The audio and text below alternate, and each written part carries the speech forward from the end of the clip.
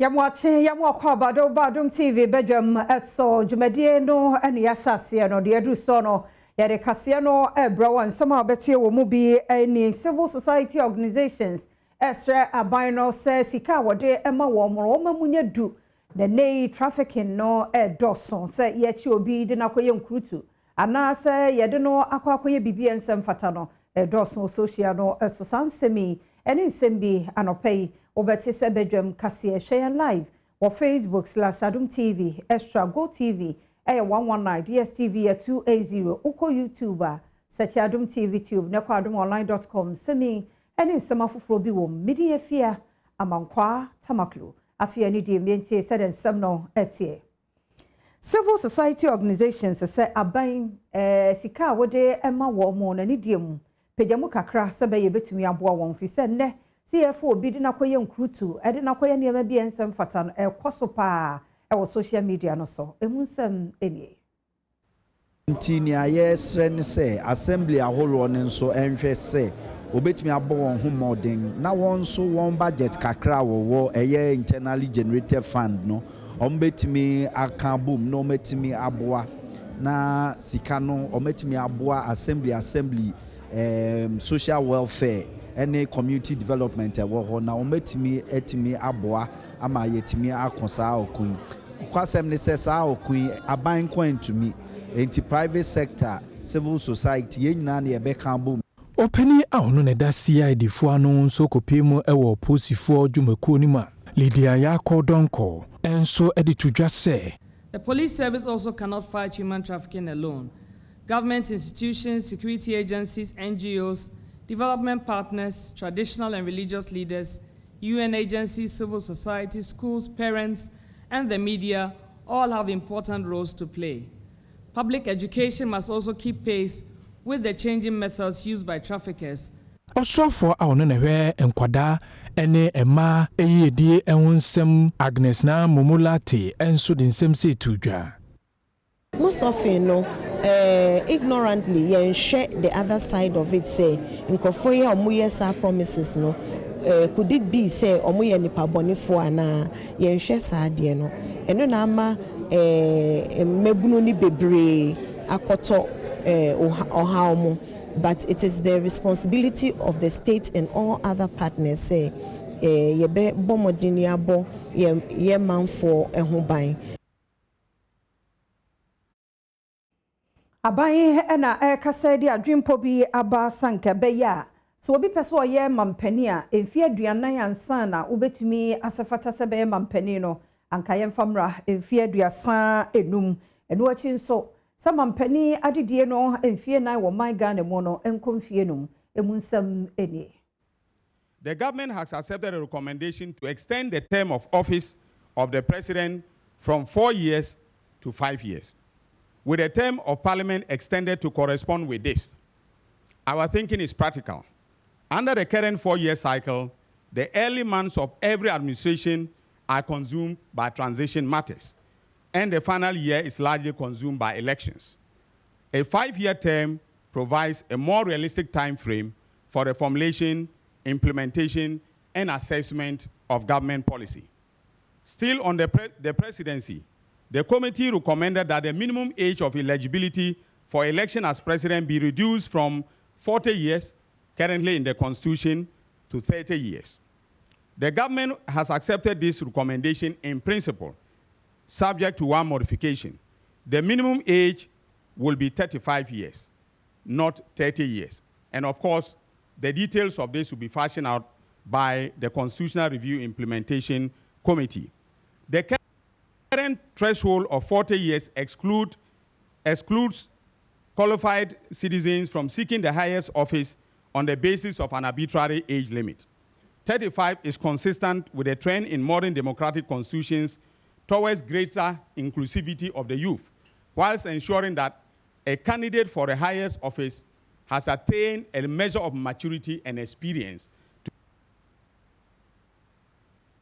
Yankoso na yenyira sankomo yi emo na aban no agye atum adwempo bi a mpenimfo de abasa 1992 constitution no ye ensesemu sebe ye be magana adehia bibinti wɔn akɔkɔpie obi man ɛso anasa adehye a ɛwɔ wɔn mo ha na de wɔn akɔpie obi man so a wɔkura wɔn mo nso nkrataa no wɔn betumi apre mmrahyɛ bedwa akonnwa no ebibra ɛno mpokura no sɛ wɔyɛ obi ekuro so nso ɛdehye no yɛntimi nyɛ no emfiri ne nsɛm ɛno nso nkyerɛmu a ɛba yɛ. The government has also accepted a recommendation on dual citizenship. A citizen of Ghana by birth who holds the citizenship of another country will no longer be barred from contesting for election to parliament only on account of his or her dual citizenship and will not be required to renounce the other citizenship. The current disqualification sits uneasily with our engagement with the diaspora and with the realities of modern citizenship. In line with this proposal, it is also the case that multiple citizenship will no longer disqualify a person from becoming, from holding certain, offices, except that of president and vice president of the republic. So the fact that you have multiple citizenship will not bar you from becoming Chief Justice of the Republic or becoming the head of the Electoral Commission or, for instance, becoming Speaker of Parliament. On to the judiciary. Regarding the judiciary, two positions deserve mention. First, the government supports a fixed tenure for the Chief Justice. That is a single, non-renewable term of 10 years or until the age of retirement, whichever occurs first. And the age of retirement of justices of the Supreme Court now is 70 years.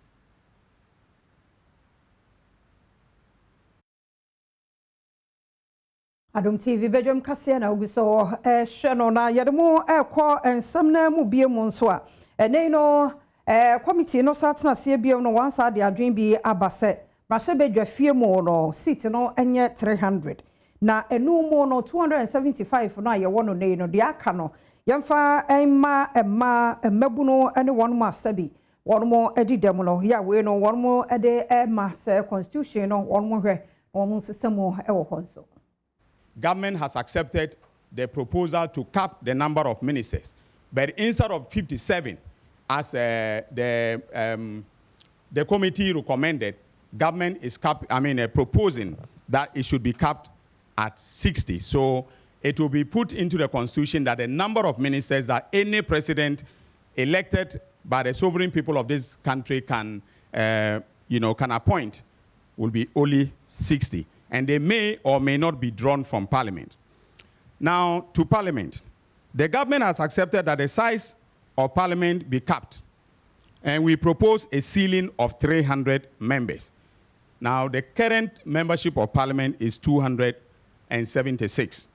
So of these, the 276 will be elected directly in constituency elections like we already have. The remaining 24 will be elected or selected through proportional representation among women, persons with disabilities, and the youth. An independent study will be commissioned into the design of the proportional representation element. Capping Parliament saves costs, and the reserved element opens the door of our legislature wider to those our politics has historically kept on the outside. Yemfri san komo we so na mom yaguso aye gina aban lawyer panin komo a wodie yi ehon na we no efa mame sedina tamaklo yenra ebeto dwa se ni case no yabo aguo no ono aban lawyer panin sasem no obesan afale appeal biem emunsem eni. Also, as a lawyer of many years standing, I will not comment on a matter until I have read the judgment, and I have not read the judgment of the Court of Appeal. It has been sent to me, I have not read it. But I took the professional decision, and I stand by it in principle, that the appeal should be opposed. I inherited the docket, I inherited the extradition request, but government is a continuum. I reviewed the documents and I worked on them. So this is a principled stance, and it is a stance about accountability, okay, for this country. It's not about individuals. If it were about individuals, let me tell you, Sedina is my friend. She's my personal friend. It's not about personalities. It's about this country. And I'll take the appeal on to the Supreme Court. And to tie it on to your the question about face saving, if you look at me, I'm not the type of person who fears losing face. All right? I am not doing this because I want to save face for either myself or the President of the Republic. I'm doing it based upon professional considerations and also on the advice of the excellent men and women who work with me at the Attorney General's Department. So we'll review the judgment. You will see the grounds of appeal. And I'm sure at that point in time, we can all have a discussion as to whether or not the appeal. Adom TV Badwam Kasiana Ocean also for your shall lands and natural resources. So I'm a coffee boa. And they want you for over Aquacushia. Now, Chimu now one more a year, Bibi Cratcher and Penny4. So much is on person to Macuni to one month, and I'm so I mean no software and Wakushia.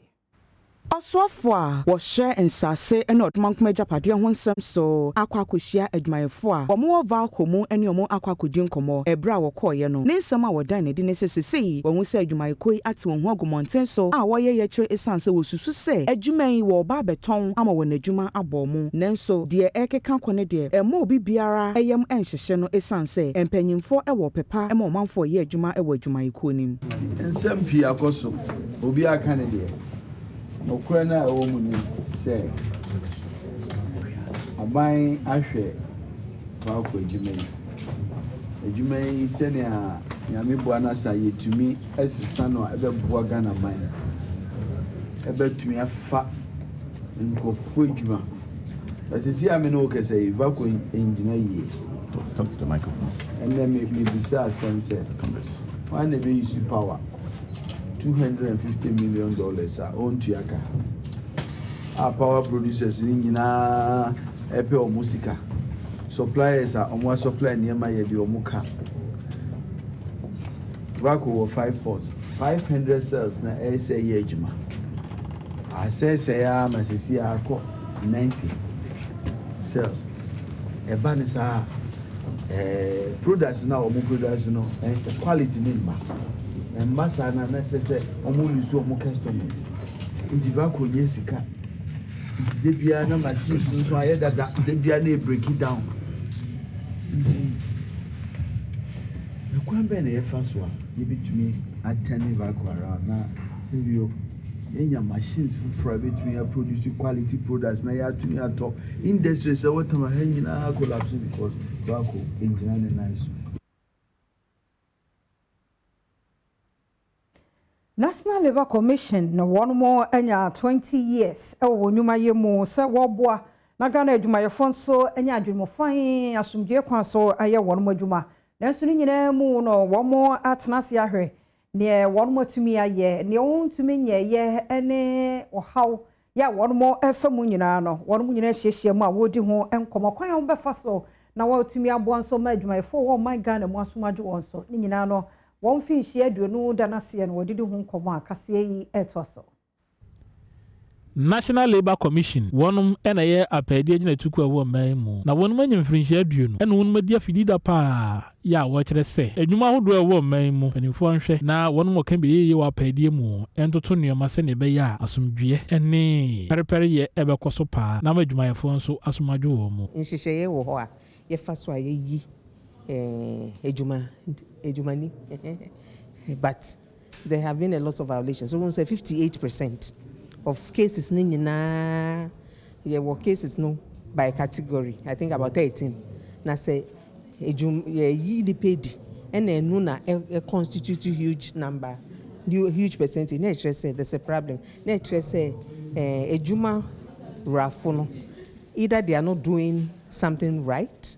In compliance with the law, and now so they don't know what the law talks about. Na emrasha bedwam ejina tuku a wonum na hwe apedie ene enyuma ye honsam so ba no dani Joseph Apiaboatin ene odi ato dwase ehu behia pa se osika ye de ma National Labour Commission ye bepedam frisisika wonum nie no emwa mo adwumadie enkoso kra Yeah, to also na headmaster Wanoda St. Mary's RC Model Basic School wo Dumase Asante Achim North Mensimu wo Asante Mantemu Yodro Akresi James. Or the other set to abind any Ministry of Education was sure one more papa. One more STEM center now one more aya wo hono didim. Penifome boa wo makadie sebeya umbetimi de edijuma. Eba disua eba nioma sports ni ades na edimu akote pan yi ani sese ye kwa abefu enioma ye STEM ye nya classroom all right na akadia ye de begumu a kwada no so ede omo nsa no beye na abo omo dache nti ebesre stakeholders ebese ankra ebese obi e kana koma eda no de wo ho na ka emu nioma kakra bi a obenya bia no fa beboa Odua St. Mary's RC eye call Junction ha eye ti Junction wo hai omomwa na se benya bibi kura kwadare duru ha osomu a wode kire kwan no mu a aboa ama driver fo na gina momotimi atwam Nana hima wo Asante Achim Odumase nana ya autoso miensa enso ne Adom News nsentwofo etwetwe nkomo no wode tudwa emfaso dia ewo adesua ehonsemu a ehu behia pa se emofra ede wono ho behyem se den kola ne si ye ne kire se that sibi no se ye fra se Ghana mo beautiful ye fa kola yin ka ho a omo ye nkola o betime akọ pefe mo ama omo bibia aye ama omo kita Adom achede ye hia so be ye mo akakra bi e be pia wo ebe man kola na timi akọ mo anim adidwuma eso na fata adachede ni nyamba ni sawo fose akora ne hu se le talent aye intimefra onka ne se nya dwuma aye Adom achede anya bia ma ya du so no ye hwe se de wiemu nsakra ye no be ye ene ti ye nyina ye weather update so na ye mfa kase no ensi ti se de hu weather no anopa no mu de emsa mantam dodo no abe kusu kakra ewia no so bebo eduru ewia no mu ho no ma na nwumre no so emu aye kusu kakra ti anhye no so emfa ma ye wo a wontimi awo no anopa no a wakra wo hu yie ewia bebo mu kakra aha ti sa no no de du so no se de obonkrata ne AdomOnline stories no etie agudie mo nsem ne health tips na Zoom ne phone lines no ye bie no na ye de to sui since aboatini nan koma ye bedi no hia na de ensem de da pono so me me mu achen ma Joseph ya na de ensem de da pono so nan koma na no de ai ni nyina so ye ka yes yo se ye ka ni nyina bi be ka ni nyina bi na esiso kaba ya da sa do pa so wajibre na na ye kan ho ewo Badwam djumedie so on Adom TV mo mai sada bia kari aka ne se mo a mo hwe ne da mo ase aboafo a mo so yasne mo sponsor Badwam enso da mo ase mo ka ho na djumedie ewie peyo mo ka ho na djumedie eya akono eye fe e mo bitifie no hwe se ampa amanfo hwe Adom TV Badwam pa ya da mo ase yakopon koso nchira mo djuma mo ye no to super fangu so na mo koso mbie mo nwumam na mo fa Ghana mabunu bebre no so enwuma no nya bi so enye muso munya bra mo hwe so muso count na sponsors no eba cause omba because say gidie ni arehemu wo ho say ye hwe Adom TV tu muso munya bre me o si me Badwam pa so say munya bre na me hwe kakra kra san me frifi ya da mo se no wase a ensanda wadaroma ana Badwam aye Badwam yakopɔ chira mo ye pa na yenkoso so ni adanse fa nchira wofo say aha ena nokre ewo aha ena atene eni aha na kasantwi eni aha na mpapamu eni aha na Ghana fo nyina age atum eti Badwam eni ekwe ni hwa na efrewe mi no freme eti enu aye ne baso oh yes enu aye ne baso eti enen so beto aso ewo Independence Square ene enye wo ho ene omo ye aye no se ene ne ye o mamu aye ndi ama no ene mamu aye mi na wo ho no eye Openi Victor Beho yeah Openi Victor Beho de no ewo ho enne anopai so no de oda ho yes ba ya apostle safo de ne yesie no yes yeah enne apostle Kojosafo enso de no so no ewo ho no ewo Independence Square okay and namafo entia se ebremi obo afrefre me cry kwabrasa abi eti omo a Apostle Safo de no domino yeah domino tomo ye wo Independence Square yes domino and Ambassador Victor Beho de no and so enya Victor Smith Gameka Smith Ambassador Victor Beho it's also the State House yes enim godom ti enwa ye na omo bai adio no otunfo ana musini bai tinya say ye no there is no where masa e ye ne se ye ba so no kwan de sa amaso de amaso is yes a letter na nsa nka sermons no letter oh yeah amso mo nsa nka sermons so far so my ye ne de na say bibia obi ansa nka sa no mo I see say no sanche scammers be su si kwam kakra e don ko for blockade car de no mo say peja body anybody ne kono so e wie e not no say na arne so da car yeah no so ye car just a shakra on kase e ye car ye dia pa fafu edio edin but I had dream by the end of the day yante bone ade chi ye yante bone ye bo nyame mpa ye omukoye MCS 2 bi na ama okay man so koye omukoye takof na koye akofuna de he be ma no ye dia sorry okoye na say oh sir we no she Ghana jesi no enyo no akwasi mpacho enyo no a dabi we ye ketua no no mo se papa no ho okay me pacho enyo no holy dana wo ne nkrofo say ye bia maso na ono na eba kwasi nkofa asem me so ono ade wa ma dabi we ye ketua no be ma ketua ba ko bi ono wo mu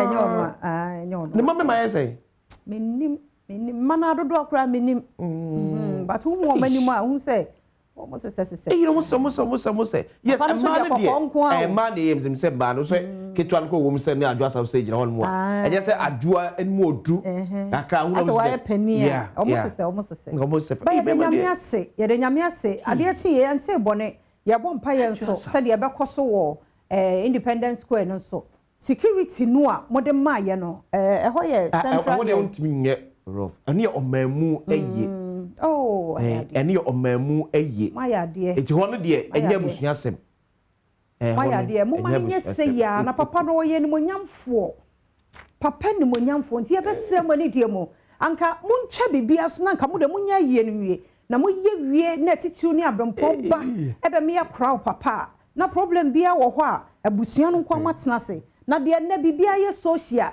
bibia na cameras so bibia na cameras so no enye fe ti yesre mucha so abusua ni secretary so se adwa so ko fa to ele be da kasa ne do so yesre mo ni biemu kasa ne do so en tachema mpo bibia ni video yi one day na say yi na sa dia bro enti ye no mu kasa bi wo ho no ma ye ka ye hwe ye na de bia na abufuo nti ne ye kasa adawa enfie kakra chi a wakoma aba fom na fe sa video no back to you no anti say na me kan nti yesre eni die momoma enkoda na nna bibia nya kama asumdue mu emma yen na emra so nkwanhia bi esi ye wo jowlu ho yeah school bus ya track tipa track maintain story ne maintain na se yi na de we aka na yem se rade men sun ye mankuman ketwa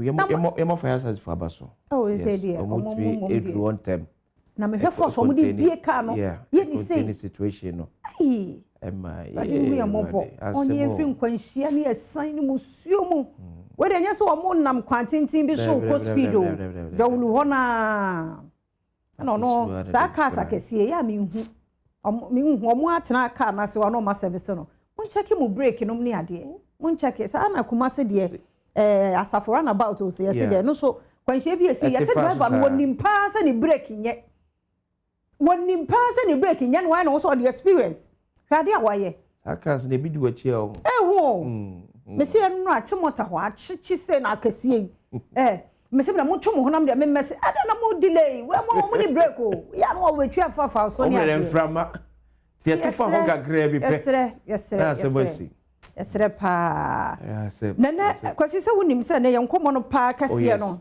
efa ejina fraud hello sister new London A problem.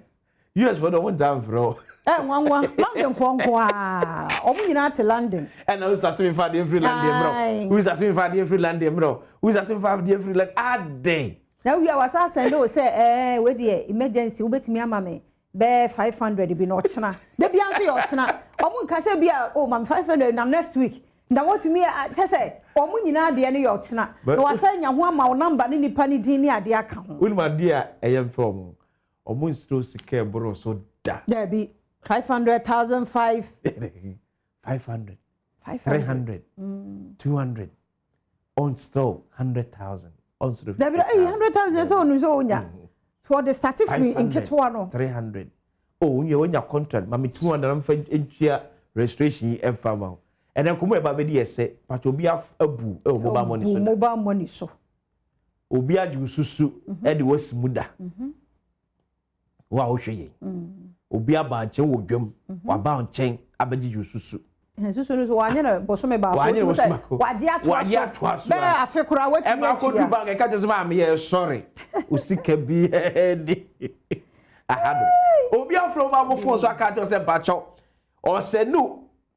A code be, but fashion, and no so. Yeah, I'm quite away my say. Abeka say, oh, Auntie Pacho, sorry, as I may send this, Sikana. About the Sue, the animal. You almost anybody be you with. And oh, Yana, not ampa. I reflected, but the other one who pan say, wo account as in mobile number. So, almost an hour call one creating another mobile. So, what a message? No, it's one yes smart. I say, oh, I am power sendo. Ha, it's the first I saw checking, and then come my baby, and then come my baby. Oh, experience abra. Yeah. Nabra be share experience. Near because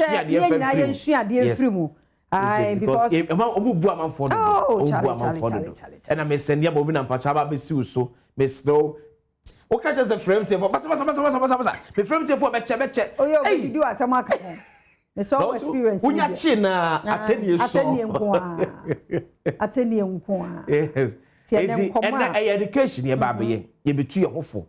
Near their home. One have been named the cyber security mo between for one year mobile money. I'm for a British cracker say mobile money agency be any movie. No crebe ne womo. Almost challenge me a go through. I was hard way I can so to diomo. I said the second solid about I didn't 20,000. Yes, market go say. I want to tell who say. They no echo end no. Omo bodu a wo mo ho. Yeah. Echo imagine sika. I'm so chef for one common so no. Yes. Today because addition e ba be so ya. Ye memo obie ni ada ho. Obie ni ba be da ho. Brand yo kaswa.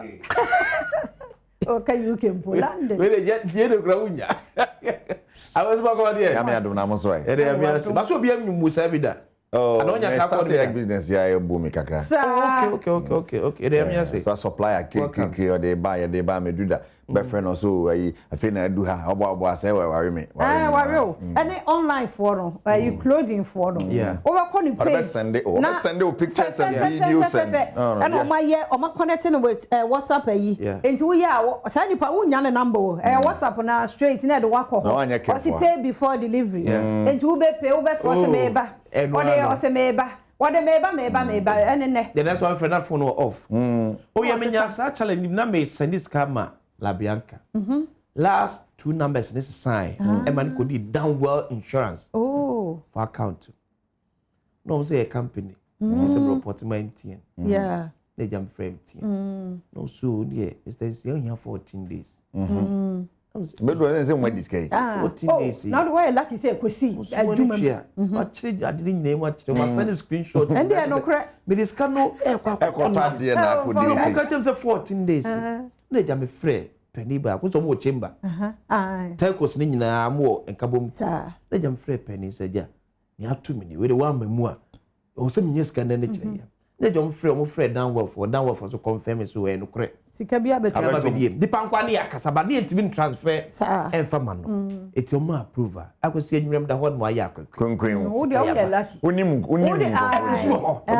but say the almost we need 14 days I know they are no correct 14 days for verification or some confirm nipa na e kodi won say e bi akosi my friend obwa oh yes Sunday hwe beto yes na me de na me kotofu and I know so me boy na ekosi ezie for account bi mu wo obosi echi ho obosi echi ho no me de ko ya say ebisa number no mu nyusu eti say MTN for aye bi oh eno de MTN for ya de omo frame me like updates because omo try ya nti make us say obosi he ezie fika bi beto na me to 300 last hour eno ano na be Ozanga Ozanga because so na refund omo nyusu sorry na but omo nyusu nti I don't know na so far so na untimi nko ani me na no be ka ho eze bia na e last how dey gusu ya check wa dey na say ya bo ya odi am ba yi nti ya ka say wo betu ya nti na say sa de anwumre no 600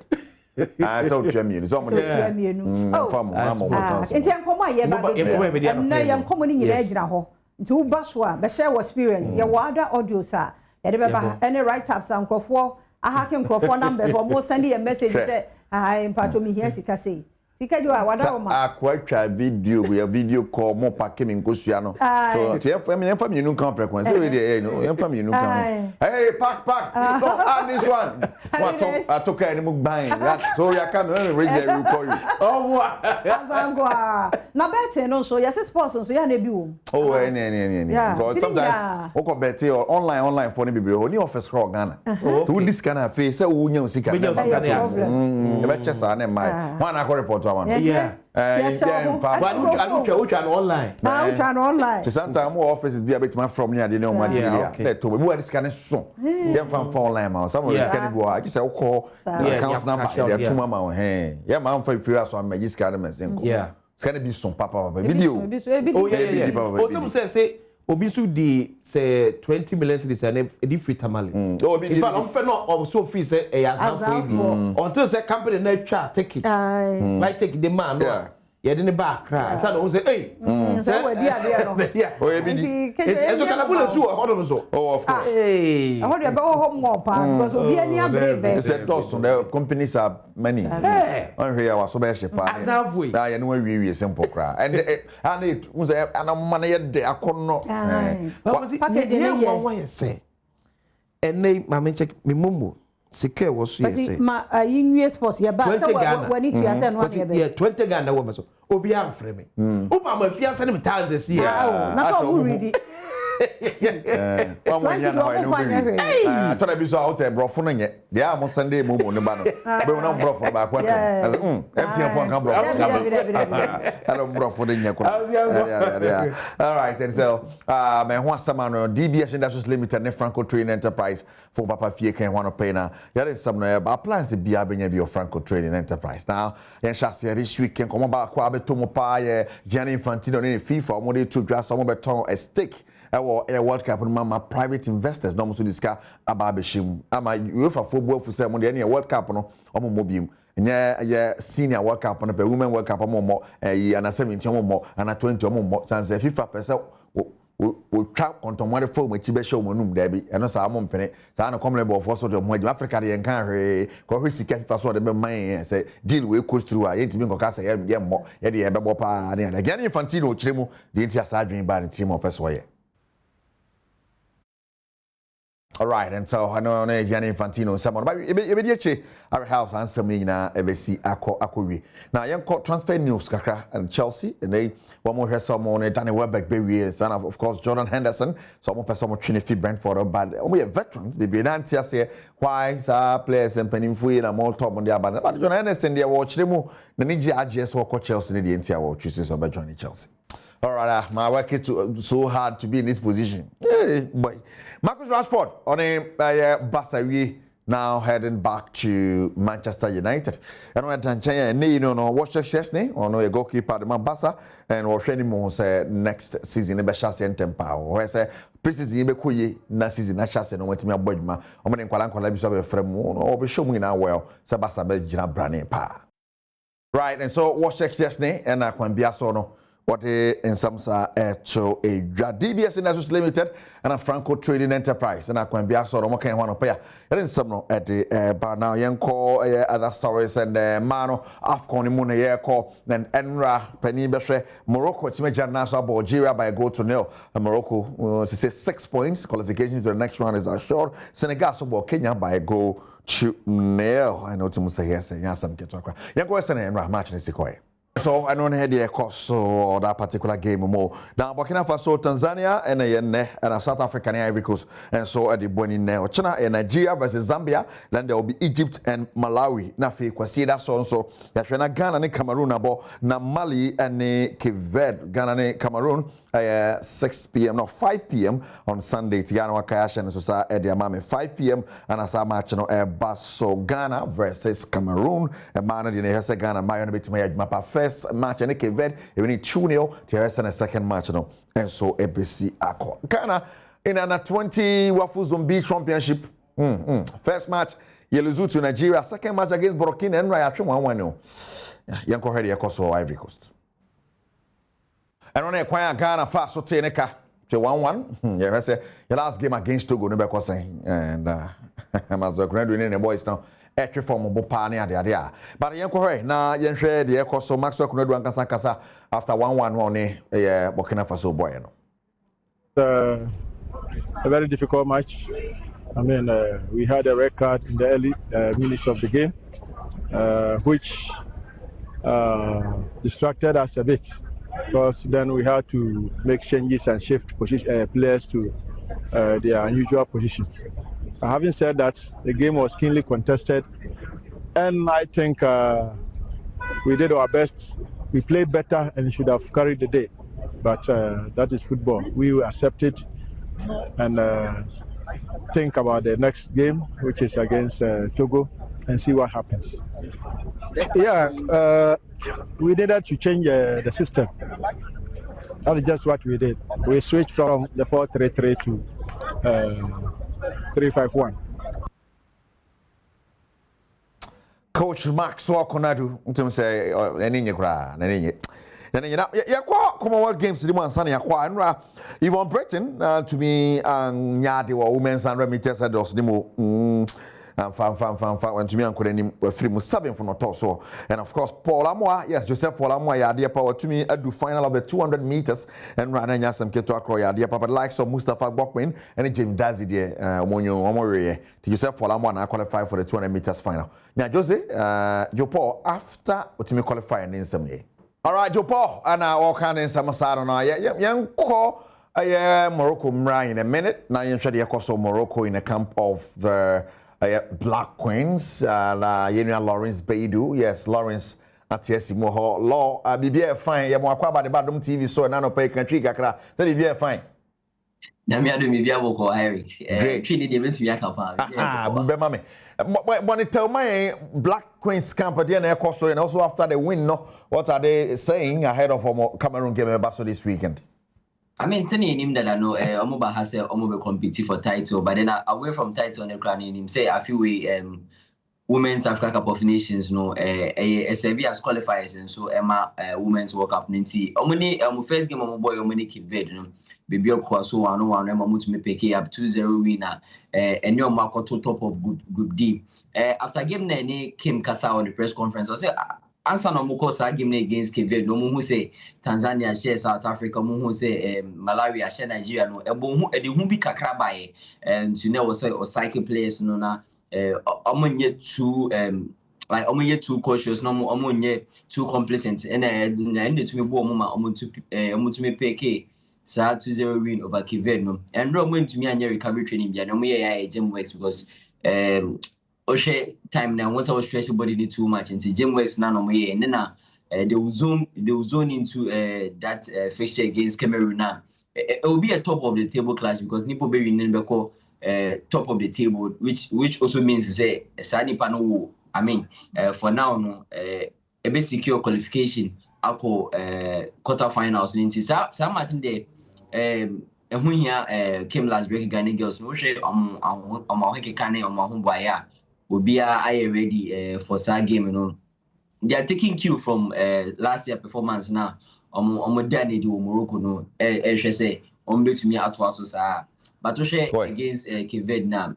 Results no koye ya kwan mum and so performance ne de na nhyɛ dan hyɛm crying sa we beka say Ghana su because first matches na ya na nhyɛ da husu sa but results ne here right Jose me da say watching so be san ba hobim na wa my update injury updates na bi bia koso camp bia bi why Mate Eric. Yenu Joseph Bedio live from Morocco. Na the Black Queens of Ghana Nigeria Monaiso Badwam has said if you betimi akoye qualify for the World Cup. The first game you really second game against Cameroon. Very hard be see this weekend. DBS Industries Limited. DBS came on open here be by DBS roofing papa fee ni ho open chance DBS. Now Franco Trading Enterprise no matter the phone, aye Franco, no matter the appliance, aye Franco. Air conditioning, aye Franco. Your sponsors are Bibia, I'm okay home here in Sabino at the Ebro no. Yes, Pablo Weimer and of course Bernard Paddy Boutre, my producers are Bibia, I'm okay home ma yete and Sabino Ebro, and Washington sa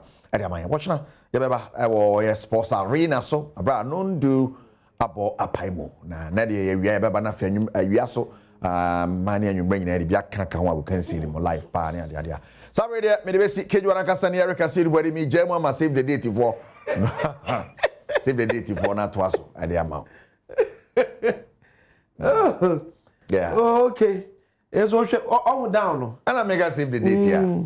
Yeah. Papa. Because what's a black trouser? I don't know. I really or the black and I should be green or top. And I will green or no green or green or down. Yeah.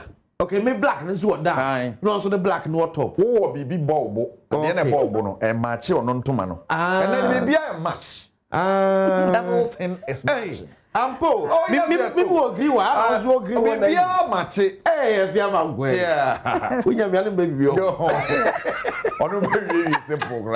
Yeah. Hey, Rani. Sorry, the outside. How about unya bako? Oh, nice. Kada de kasa bebre. Yeah. Watch my grace. Let me share. Bibia. Okay. Yeah. Okay. Say odwe yeah.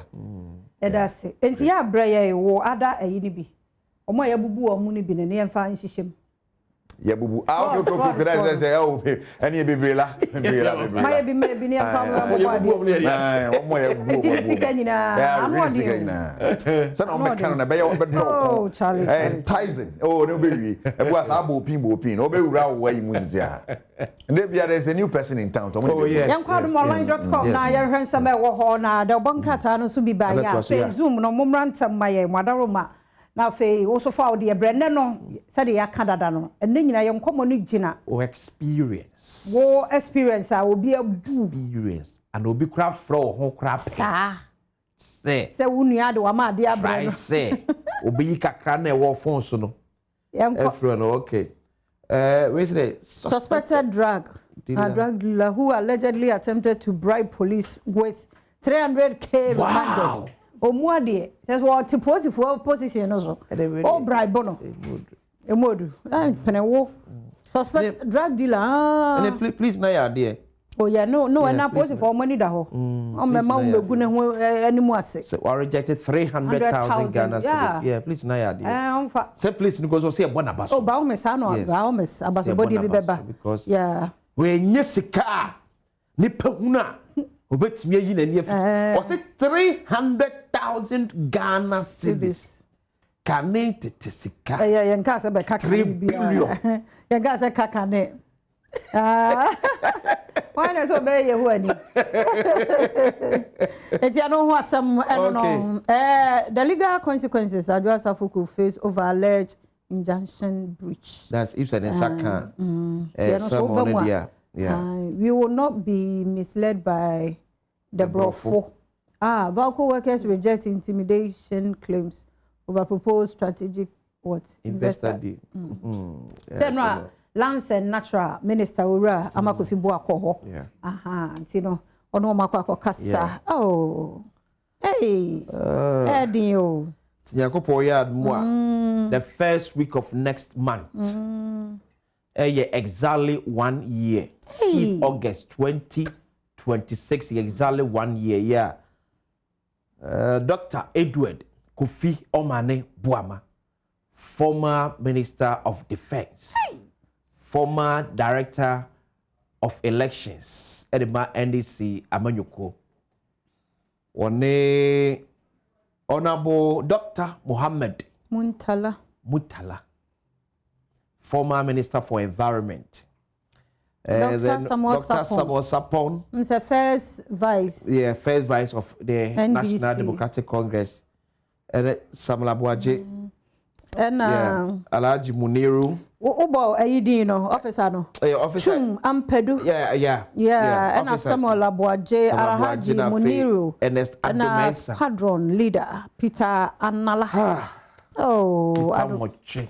Erade hu ye mobo na nka ye ho nti e me se eno ano se family no e ba ho eno ma wo no mo package no ene package no de na me ani mu ni emuodu pa omo kan se be twen afe ba ko achi ansana ko pese be cho se Ghana fododo na omo pepa se ye baby dia support ye busua no betime from pem dia ba ntem no His Excellency ejina Ghana nyina na mu ama busua nwotwe no adoya Ghana for de be yes abusua no mampenda ne adoye ni nyina ade ma wo mo sa obia na ne de obia na ne de obia na eye fe ti Awurade nkoso ankyekye mo re na asem bia mampani ka ye nie se we no entime mo sapa ne ma ye de emen kede o mo beba kenye problem so this is a statement nti earlier today, the Vice President, the Speaker of Parliament, senior government officials, and I welcome the families of our 8 departed patriots who lost their lives in the August 6, 2025 helicopter crash. No amount of resources can replace the warmth, leadership, and love of those we lost, but it is our solemn duty as a nation to ensure their sacrifices are honored and their loved ones are never abandoned. Today, we handed over a comprehensive support and compensation package to their families. It includes statutory compensation totaling 13,872,962.40 Ghana cedis for civilian dependent in line with the Workmen's Compensation Act, alongside full compensation for our fallen Ghana Air Force officers per military regulations. 19 individual education accounts, 1 million Ghana cedis each at Stanbic Bank. 13 professional managed trust funds for minor children and 6 fixed deposits for adult children to secure their academic futures. Premier nationwide health insurance valued 3 million Ghana cedis annually for each dependent, granting them access to nearly 1,000 top healthcare facilities across Ghana. Personalized legacy boxes containing investment certificates, commemorative medals, and personal letters from me to each child as and urging them of Ghana's eternal gratitude. This effort was made possibly by a Ghana 8.4 million Ghana cedis. Oh wow! State contribution. Oh, okay. To mana kasa so. Individuals Erade ntechere re because ne mo ya maybe see em bi emerade hu ye mobo krofo mrante papa bi agyan mo papa bi mema nko a o mema mo akra ne hwei na 8 afiri mu ti erade onya mo re chechefo erade a wakra mo amafe aba no onya mo re chechefo na o mayi so erade hu ye mobo na mampani so ne mampani abedi akire so nyame hu we ye Dr. Samuel Sapon ne yere Radin chechire mo re pa ono awakra all this months ni ye onko so ahu mo mobo pa ti no na yenko zoom eko zoom na fe share your experience with us ya bu ama wa wo jo ho anye and obi a try so obebu so message na afato so ye be kan de ama wo emu oye we ne nkoma ye die no ntu ba mana ma straight to eno woni bia na wa ma omo e wo experience na be share why omi anya ne sa se be benya ni padodo ai to ye bia for one dey ka fa do 0302 okay opetekwe ya mo ache mo akwaba mami anape me mama ache anape ya jo so ya ho ye ya danya mi ida bia flood asemu na makofa be me ya ye mi bida unda me wife ye mo ba man ewo de bia na me tifes wo pidi ise bia na me wo ha na papa bi ba papa no minimum areas ni mu alaji bi patresi kama ise bia mo teme ga it's you hello ise bia mo teme ga ya tonka pa kasa papa na ba ye na papa na dresi kama o ye ni ma wase na alaji atade agina egine che wase ne sin na ana odi phones for be for ku o ma ana odi o me ma no 1000 cities na odi mo bi no be use can na phone na odi gu o no so minimum no odi na me je phone no ku o ite ga na me kan scan 1000 cities ana me de ma ti me this can ma na ale ne am da bi papa paro obey flood ti me follow papa me pfi mumu inside wa me twi me go o wa faka wa jam phone e go ana wa faka bi sin there instead ya me hunu bi me call ni if you team there so we two o wow na sika ni yes 1000 me man 1000 up to now we yenye ohowo menini ya da say ya menini that time my wo me ba first born easy for kata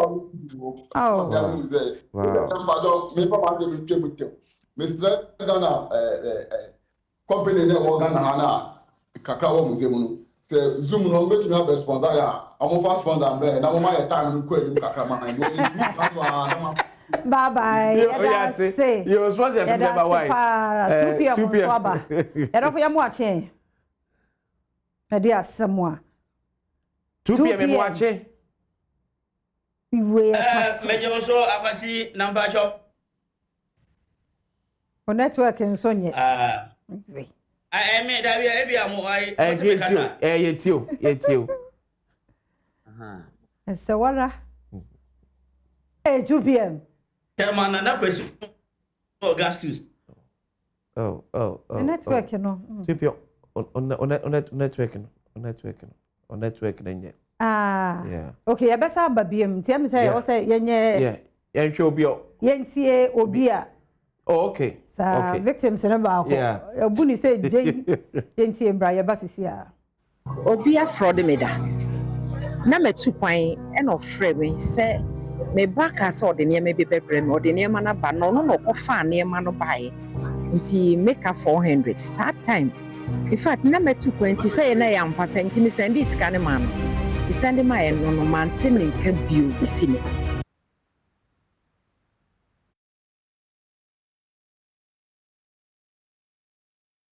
okay eti ye ma me so no so akire mu kwan yo bi fa so a obu ne 400 Ghana se ne ba se ne ma fira me no ne abre okay eti Christy, good morning. Good morning, of a 6 Pacha, only sister Fiam Hoye. Yamia Hoye pa. And then Yamiasi, if fraud as a mock bay, Miancasari and fraud meda. The baby and Benjamin we apprentice who will be a dada, or say this cap move when you rap. I'm not sending 3,000 Ghana cities. Or we enough as Canamana, Adaniman so. A police case. Emma apprentice no could be to sell Madame the Schman. Emma actually Madame the Cochon. Sister Fia, Madame Ninim Mushu. We nim ho hwe enti ayamia oba ya wapo enti fraud no de no kranya me nim e kosto papa enti moye nim na ho obi timu frɛ oh me sabe ka scan da ben scan ben na wo de amami na wo sabe kan da ben wahunu enti e best sere yenu ano omo ma ya nim na ho because na amamfo ta me di papa Sika is not easy to come by. That's it. Yanko Bibi ho. I Bibi so experience. Bibi I don't pay you watching. If you are major Bosso, no pay. If you are not dear, you can black with you. What top or our friend, what funny what funny now, or fellow experience. Bakwa, Benya, any. Since if you're Nina, dear, yeah. See a day or yere. Ukun, o mami, oma, beyake. Yeah. Be what you frame me. Honorable, me pacho, aye, Obano, or Yale di na Yadinako Hospital. Yeah. Near Ko and Omuya Moya and lab Yenia de Nomuya Moja, our Mudi Besiniso. Any son, your mano, na what a manchamacolano, Ubewu. E. Nima mesu ye nurse ni me ye nurse ni. O wana me friend born amane or hospital by or that government hospital. Okay. Any sadia send scanner. And I'm so okay. And as I tell the me bohi. Na me call like am here say. Reta na no mojino. Na network ni ye. Na me yes and me me de be na me omo friend me catch am so oh. Any network ni ye nti me ba ho. Oni ba sama mo catch Debbie. For saying ubedo na oba no wu e. Just if you are me, that day, me a bear man, so no my or one of me, fast said no. And your mammy, fresh school, my headmaster and I said, mistress. Me go fire, me buy an any Jody agree. I have friend me catch me. To be them lucky, me 3,000 uncle, but you're the far or bustle. And now we are so, and now you lay at the BBC with the because, sir, already a him, na munyi film na me grant ADB time me tell my wife Madam Rita okay mo na me show where you zoom for mu koso anyina so yeah na yen hwe health tips no embra na ye ba ye be say biem I we health tips 5 minutes yen che and then komo aye dia no ntimi nim some experience bebre other segments no so e be bia to musa na ma join nti we dia madaroma 5 minutes yen che kra ye kwa basisi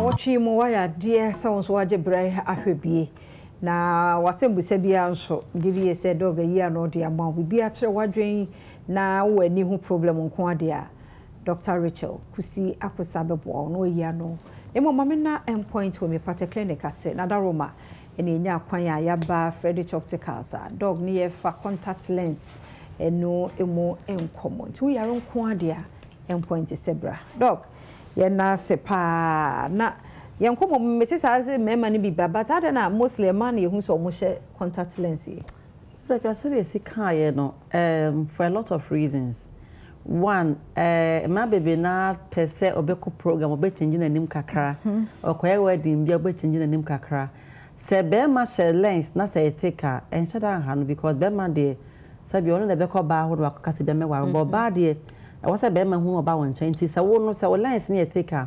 Ubepe whom my entema chain bearman, a hanty. I had a man baby na per se for cosmetic reasons. A few times the man who said, Bear be so by me. Bear my pad and near bridge color contact lens, mama. Now, I'm sorry, also the ball life. I like from Rose. But ladies not about more and also, yes. And I say, I'm sick back to a program being near dear and also no idea more yes, intend a common ma.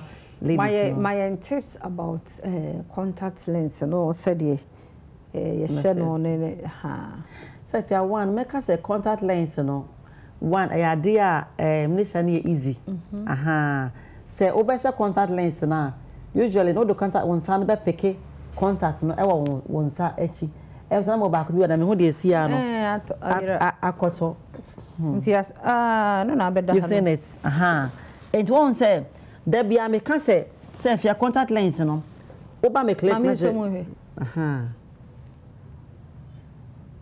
na say ya nje no any two say then so man I am re enti I was a contact na we you know we are very careful say we imagine say na ka plane one ka be den ka be ira because I know okay kala me na hu ye no enti I pick your contact lens na I was a contact no etimi da won sa so say sekala batch no so when it man your contact lens ni say won't me nche enti say we so say we pick na we unsa we so won't me nche to be any say na etima ko round say na afa bia where you space where you we no na wani no say either say be kosro another to ase enu anu no wani ni move enu anu no anata wani ni be kofom wo da to soro enu anu no na me de 2 year no anu nti we no glue bia nka ho ade be David je say ye kura wu ya say me ka say me de ye no anu ache aya simple na ese ode to black no so ana be bia da bia okay you ode to white no so kura na wutimi move enu be ko black no so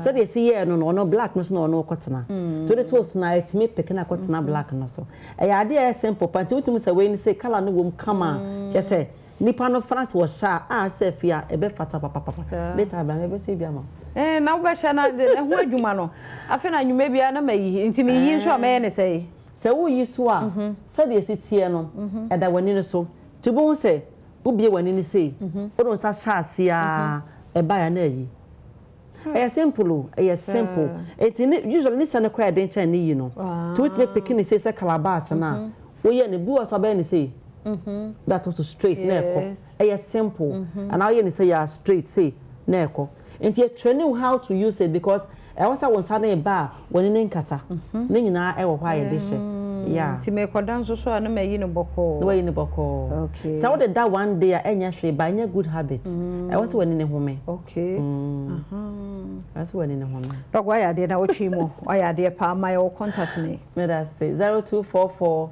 982821 0244982821 Dr. Rachel Kusi akusano no bia na wo asem bi pa ma musa ne number no de ato ho no frɛ no na bibi e kire wadwen e wo ho no sa abrewa betimi aba be hyebi abrewa pɛ sɛ ɔde reading na so na ne de be sha ma no ne de be sha ma no wada agi betimi asesa aye ye ho aka de na ye sɛ wo ne Dr. Rachel akasa endpoint homeopathic clinic adaroma e no di ye chi ma na wotwe mu nyina nkomo no wotu nya bitie da sɛ ne ana na wotwe besimo ye ti ase e wo nkwa ye topic foforo beba ye da se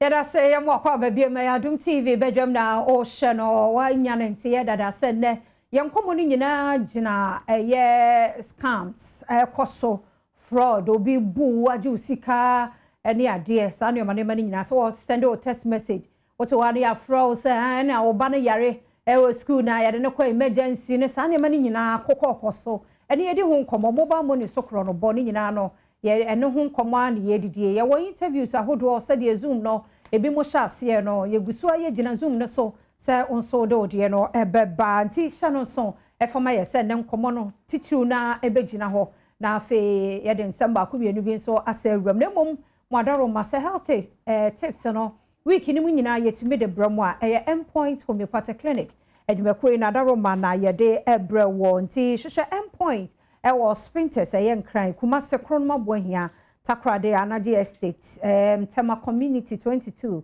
techiman ye hensa izia manzama eho nyina yare bia hawa yenko endpoint ho free prostate scanning one more ye Fredog was 0244867068 and 0274234321 endpoint homeopathic clinic the end to chronic disease. Infantsepim at 150 awards nomination. So many 150 years inti one more eba be ya baso body adwumade bi nti wa obetumi nominate categories ahodo no ebi distinguished emerging leadership free academia to act legendary execam for education excellence and so one more batch for non teaching staff for so abaso nti honya betumi aye nomination wo pan industry and mobile special awards and so omo celebrity sports science and sustainability nti emu bia the office of nominating no submit to www.awards.infantsman150.org infantsepim at 150 Jin Shekan Kwasi mamu akwa baby. Say na de onim say asesem. Oh yes, there are same. Yaka just say di ko woni nyina bi abom ye da say wasaje bre. Na wa join yen ene anope for our discussion. The discussion here be no. Ye hwe mobile money fraud. Na fe ya sanso ahwe enu na said nam tabakuro. Enkran peace court ekwa setena. Ema court no beto dwa ese. O hwe charge ko edbo aban edebo no na sinto ewo ko edbo ni mu. The sent maame no emfa no enkodi emfa on se enkran high court. Ehye so nko da fiase emfinhia edu. Na no the new patriotic party issue statement ewo ho. Echem se entwaye. Henry Nanaboache Nanabi the national organizer Emma NPP Amyoko na yeka say or pray this say NPP delegates beto abayi ni say the first vice chairman Edema eye NPP Amyoko na mo acha boy eba bedwam to bedie so. Na dia the man here difficult somebody to me say ampa ma me na kwa peace wodi mu nkonim. Awazi yenyina na wasi yetimi isu ama Ghana isu madware na de bia na metaka se Yura Mahama ene na aban eye ne se nkonimdie sonko a omudi ye no ntino ya ton Ghana de amom yenya yenhwe yi democracy is under attack ye temamen kan bi amamo no Yura Mahama to na sin ese no na enye me nwanwa eno asa wo hwe eye judgment a mpenimfo miensen edeba ya eyehun judgment eyehun a Yura Mahama edia ba be to judiciary no so enti na judges for dodo na no wo hwe omunkomudi omudi na eyehun prekope na abom tinsem bia efa NDC hu bia no eyehun eye justice E ankama with Justice S. Diewu and E.S. Amedahi and a transmission.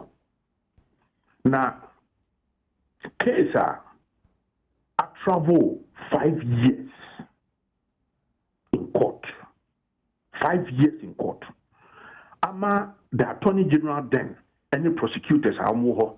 And I was na Attorney General ne aban appointment ni ade ne ya na sesan wo mo a omo prosecuting nsem ne ade ne de omo da so ha omo ya ban lawyer mpanifo omo da so wo enti ya na binum se wo ne aban fufuro bi ba ya pamo NDC lawyers fo nyina na MPP fo nyina ba da bi omo sesan no Attorney General ne deputy ba kwa na mienu a omo pe omo akenya ya lawyer fo omo hodada na asemi Madam Sadinam Tamaklu, Kwedwa de Bon, maybe a chrono, maybe a say one Ghana actually sika, chrono stealing, causing financial loss to the state, maybe a money laundering, maybe a breaches of the Public Procurement Act, and never the Bon Nibu.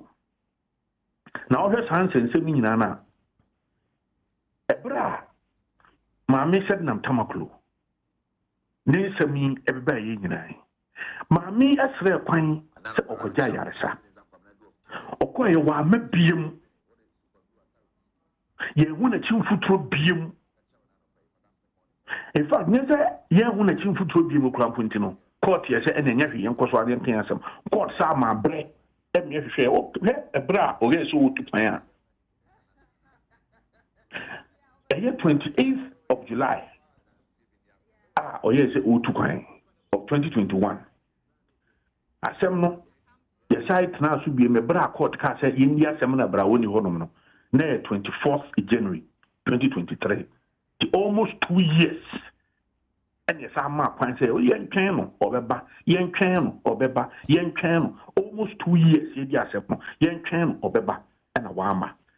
Na ebra court side ejitu mu se de oni ho no ma emra bi wo Ghana your constitution mu se ye betimi edi maami asem e wa bra oni ho enu ntino ye ma na lawyer fo ehunu enu se sa ma ye ho enna be aduonu ba be 21 days ni akiri ye mfa kra tanko bo ba bi ote na ye mfa nsem ni nyina nso mra eye pepes mu na akwasi nsem ne bi wo hono ma anya se bia ye hintasem na ya ne mo ya maami koma abosia edema ɛyɛ dwumakuo bi ɛwɔ adwira ɛfrɛ no Batampa savings and loans na yɛanyɛ nhwehwɛeɛ bi anyɛ nkrataasɛm bi anyɛ hwɛ antofo o ɔmo de sika no kɔma ɔmo no 500,000 Ghana cedis check ansana Batampa yi ɛfrɛ busa sɛ na nsihu bɛn na ɛwɔ bosia a mo de ama yɛ ho ana ɔmo si nsihu no yɛ ɔmo nkyekyɛmu 4%. No, see, there be 4% the idea you boka. Yeah, a cross in yet, yeah. A boja juma, a creafor near the mom, huma. Nanya who can you creafor come to Mintia, and Tia Boca. And Sanya said, yeah, the checking is a brem. No, mammy said, Debbie. Or withdraw cash, no. Could AD be no cash, no. I'm an evidence of a whole. A broad you cash, no. Cash, no, or peja, or the conquer kushia the batuna tota or you go in the boots mammy etro home plata a threatened in Sassicano. Nina one dance your or Batampa for yes, if you are no money, or about Abidia dancing. Abidia dances, she can you and Wooda. You will say 500,000 be free. A much lock account move. But yeah, who's a 500,000 yes, I better refund yes added to accounts. Okay. If your judges woman say so much says when you dance here. And you buy a man is 1.8 million. Say on Fankoyan secret and Fama 1 more, Omujiji a year, Shikabi. 1.86 million. Mammy, the 1,003 Ghana cedis pay. 1,300 cedis pay. Harry Nanaboache, would say, when in area, Semba Qua, Atemua for the normal Kaye AS. Even the charge sheet in Akasa crowd was defective. Amamra Equan, so December Nimni. Say a judge for a canisia otias bapacho oroka krema na fe mene eye enok debe ekasa on na ye emrenimni e de mama me said na tabaklo kaso tibeka o se mo acho pay eba be dwabdwade so me da say good morning ne di kai enra me ate say mo file appeal no somewhere 2024 but enra ma who say the former attorney general Godfrey Badwam aye right up be say yes, mo file in 2024 crown na enyade am serving the office of the Attorney General. Now he only came back to do a written statement in 2026. It means that 2024 no mo appeal na mo ye no man shada crown any serious ah.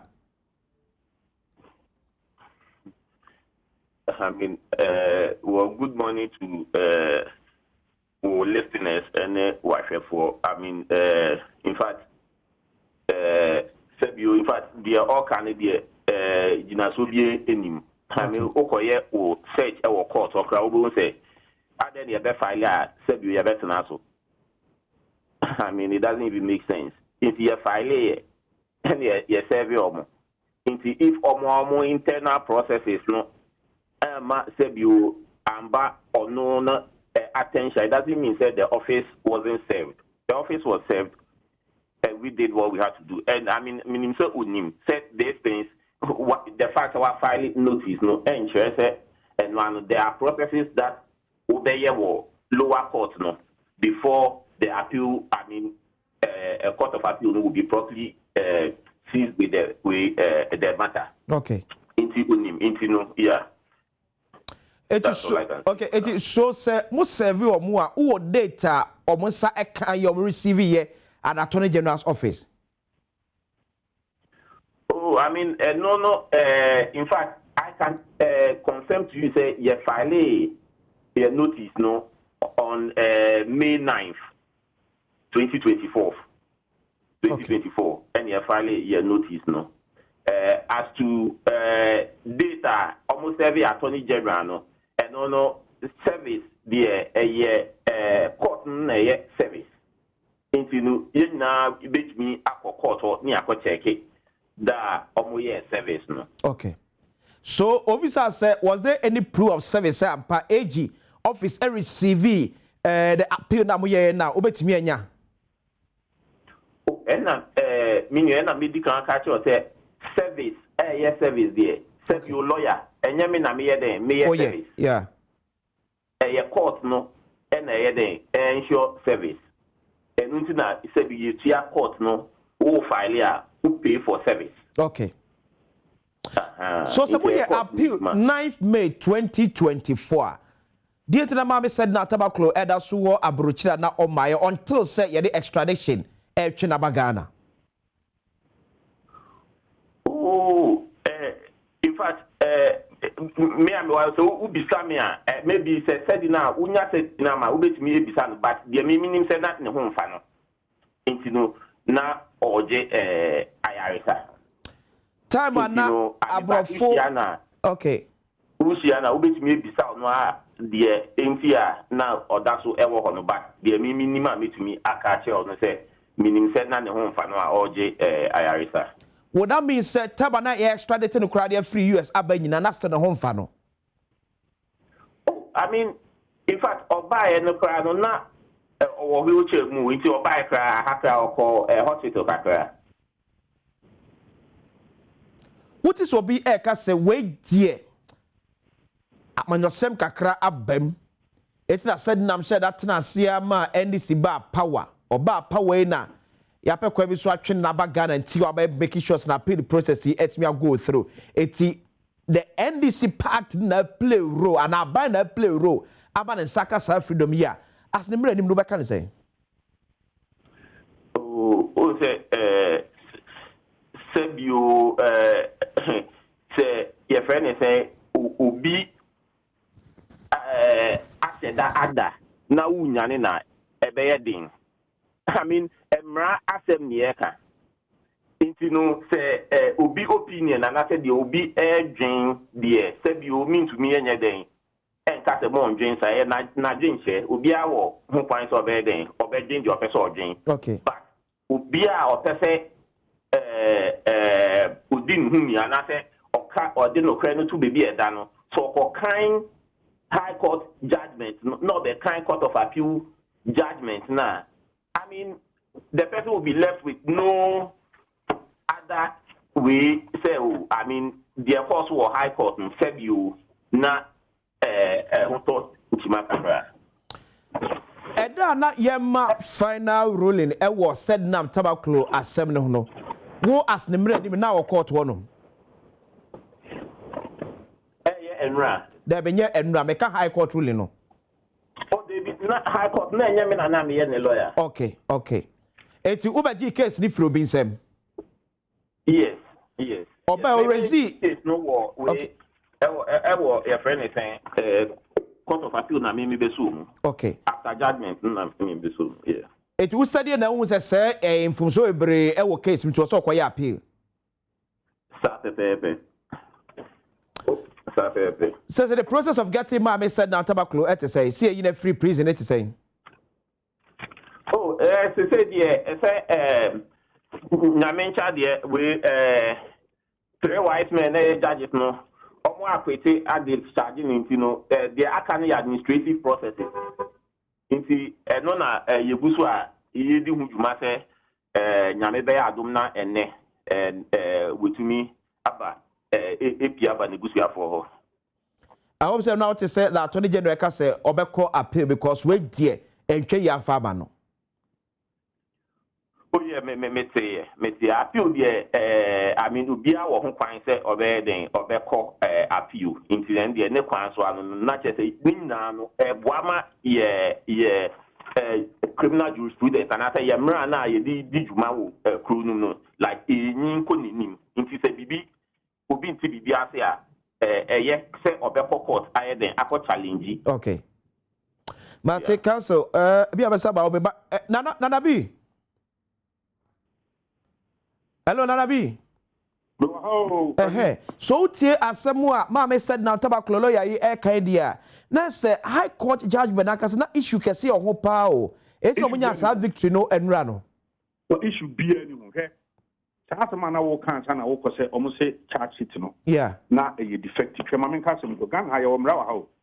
I mean, and kind section 4061 of the Criminal Procedure Code, and I say act at 13 and from say, subject to the provisions therein after contained, no finding, sentence, or order passed by a court of competent jurisdiction shall be reversed or altered on appeal or review on account of any error, omission, or irregularity in the complaint, summons, warrant, charge, proclamation, order, judgment, or other proceedings before or during the trial or in any inquiry or other proceedings under the code. Nyamre nyane say ye di asem na Ghana 90 million wom na judge for me and Sanda ka say ye hu fum so bi keke e wo title so enu ntie fa 90 million ni mama me no nko di free. What are we talking about? What are we talking about? How can a judge for me and Sanda ka say, oh, what the info? Because in Pennyforce, there was no error in the charge sheet. Because a brand lawyer for now, when you almost started to media, nobody raised any error. Oh, charge so. Omo court them media 5 years no. Said nam tamaklo lawyer for obien who raise the error be out charge so. Ye di asem ye na dey akwa appeal. And to the emfa say ampa ye wie dey error be call charge sheet wa. Nyemra ye chene say when you say emra bi etisati where an act of parliament. Nyemra ye chene say assembly ye peja assembly near the kwa appeal a. Appeal mpanyifo amotiso no. Mutimi nsachira asem nani. On the account say, oh, you won't from so do a charge sheet and so. You can't. This is the law. Continue, but one for a quarter should be a crime on call for section 4061 of the Criminal Procedure Code. That's the act. Act 30, no. Now, the other numbers on my channel. Assemble pa no beso makache no akosi we ya dia from day one ya bop ya shed them ya training ya farm say na nipa sabi wa ko she bia from 2021 I said we free chrome ho yen hu ni bi mo 2021 22 23 24 any man ruling 25 oni chrome ha 86 wa ko she bia 26 and aban bo power no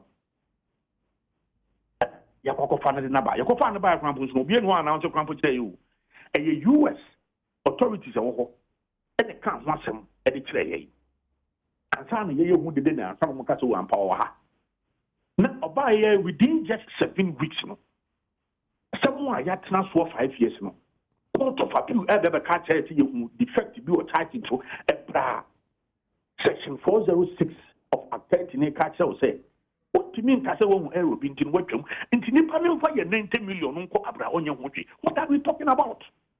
Abusi government for also me any pray. The selective justice. It's not make us NDC for fire no mum because some of us were nay omu kuta don do bebre e parliament. Yero Mahama so fisu we dim ko moment don fire no mum. Abusi nyame adom ene awie a bear press conference. Okay. Our party office. Now we are going to announce a massive demonstration against this. Mobile demonstration that here massive protest. Appeals court ruling. Series of yes, again no kwa because you want to come on. The one you get to judiciary the judiciary is under attack. Na so o say the who abeto judiciary ne so a who be judge be na share no say who da me so nti or say ma judgment in favor of no the who to me so no. If we die, you chief, you fuck with 2 points, so you chief justice and free hope. Judgment will be piano. I'm missing it to court. Not a whole circuit court judge. I can't say, Ghana, Mran, says, Yenano, you a pet. I will run him. And so a video moving jam, so a bishop chamber. Some judge called your promotino. Yet no court, high court, no circuit court. A celebrity, Idi Amin, oh, the ruling, say Idi Amin, say. Freedom of speech, I can guarantee. The freedom after speech, they make me guarantee. I also want to say the Attorney General so be kwa appeal. It's part of the choreography. Part of someone who you never can say that. Now, because you read this about in the buy, I put them on offer pen, offer 1 page sheet. No one enter into no process. No, they are and someone network court. Okay. I was Cocoa Board scandal. The car is involved. 271 million. I told you the cat is a court, delay in court, but delay so every the lawyers of the accused. And then you are and then you go Supreme Court, and then you are saying, and then you are anyway, and it was in a how can Attorney General Wapa, ye dear someone assembly involved, 471 million Ghana cedis, was would depend the paper our kuchum. Just the penny and this. ɛyɛ agreement scandal ɛyɛ Collins Dowda no ne mpanifo ano mo ka ho sika na ɛwom yɛ $200 million ɔpani fa penny paper no de call court no only protocol ma enter monko fie obi amfa ne hundi betwam ensɛm a ɛwɔ court dada o okay court akyerɛ sɛ mo nsɛm o sɛ mo yi ano enti mo nyi ano onkai Unibank scandal nya o kan sika na yɛ involved na yɛ kan ho asɛm nya na 5.7 billion Ghana cedis omu nyinaa yɛ de pen ne paper akɔ court akɔ yɛ omu nyinaa fi ɔsɛ mo so mo nkɔ fie obu sa tunu general one first explanation bi ama Ghana fo wantimi anka hwee akyɛ yɛ Smith scandal sika na yɛ involved in over 70 million Ghana cedis and one no yɛ so mo nkɔ pepa omu nkɔ fie asɛm bi ani hɔ mo nkɔ na mo nkɔ yɛ mo dwuma in fact the Bank of Ghana governor ɛbra ne yɛ partner yɛ penal partners Bank of Ghana governor na ne nsɛm ɛwɔ court court aka sɛ wo nsɛm yi ano ntibra ne bi yi ano yɛkɔ the pen ne paper ɛkɔ paper no every court the following day and I could see an appointment man. Okay. So this is a government all one Adrian say because you know anyone who it is because they think yes they had such an overwhelming endorsement. It Ghana they are homophobia no mum. Matinada. Better say going to sit down. The democracy is under attack. The judiciary is under attack. And Myanmar okay. But I'll say Henry Nanabuachi, the national organizer, NPP Amiyoko, or prefers vice the Bro Party now to send the action. Was also a name. No, council, me know area. So, what is someone your 4 year your court already political menace to judgment from our court as a private legal practitioner? Yeah, I find to say.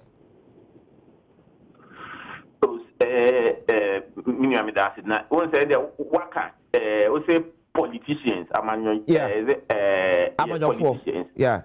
Yes, I mean politicians are more interest different from the interest of some of us. Your interest is developing the law, and almost all more interest. Say you different. Say I don't want to say well, let me leave it some interest. Different from focus on the law, no. But our interest is how to develop your law, no. Okay. And at the Emran Akano, you be making sure say you be ijuma. Inti enona interest. Almost more interest. You na himself more interest is different. Now, minimum sa what is as what I say? Yeah. Yes, Mami said na tabaklo kra so what dance awem.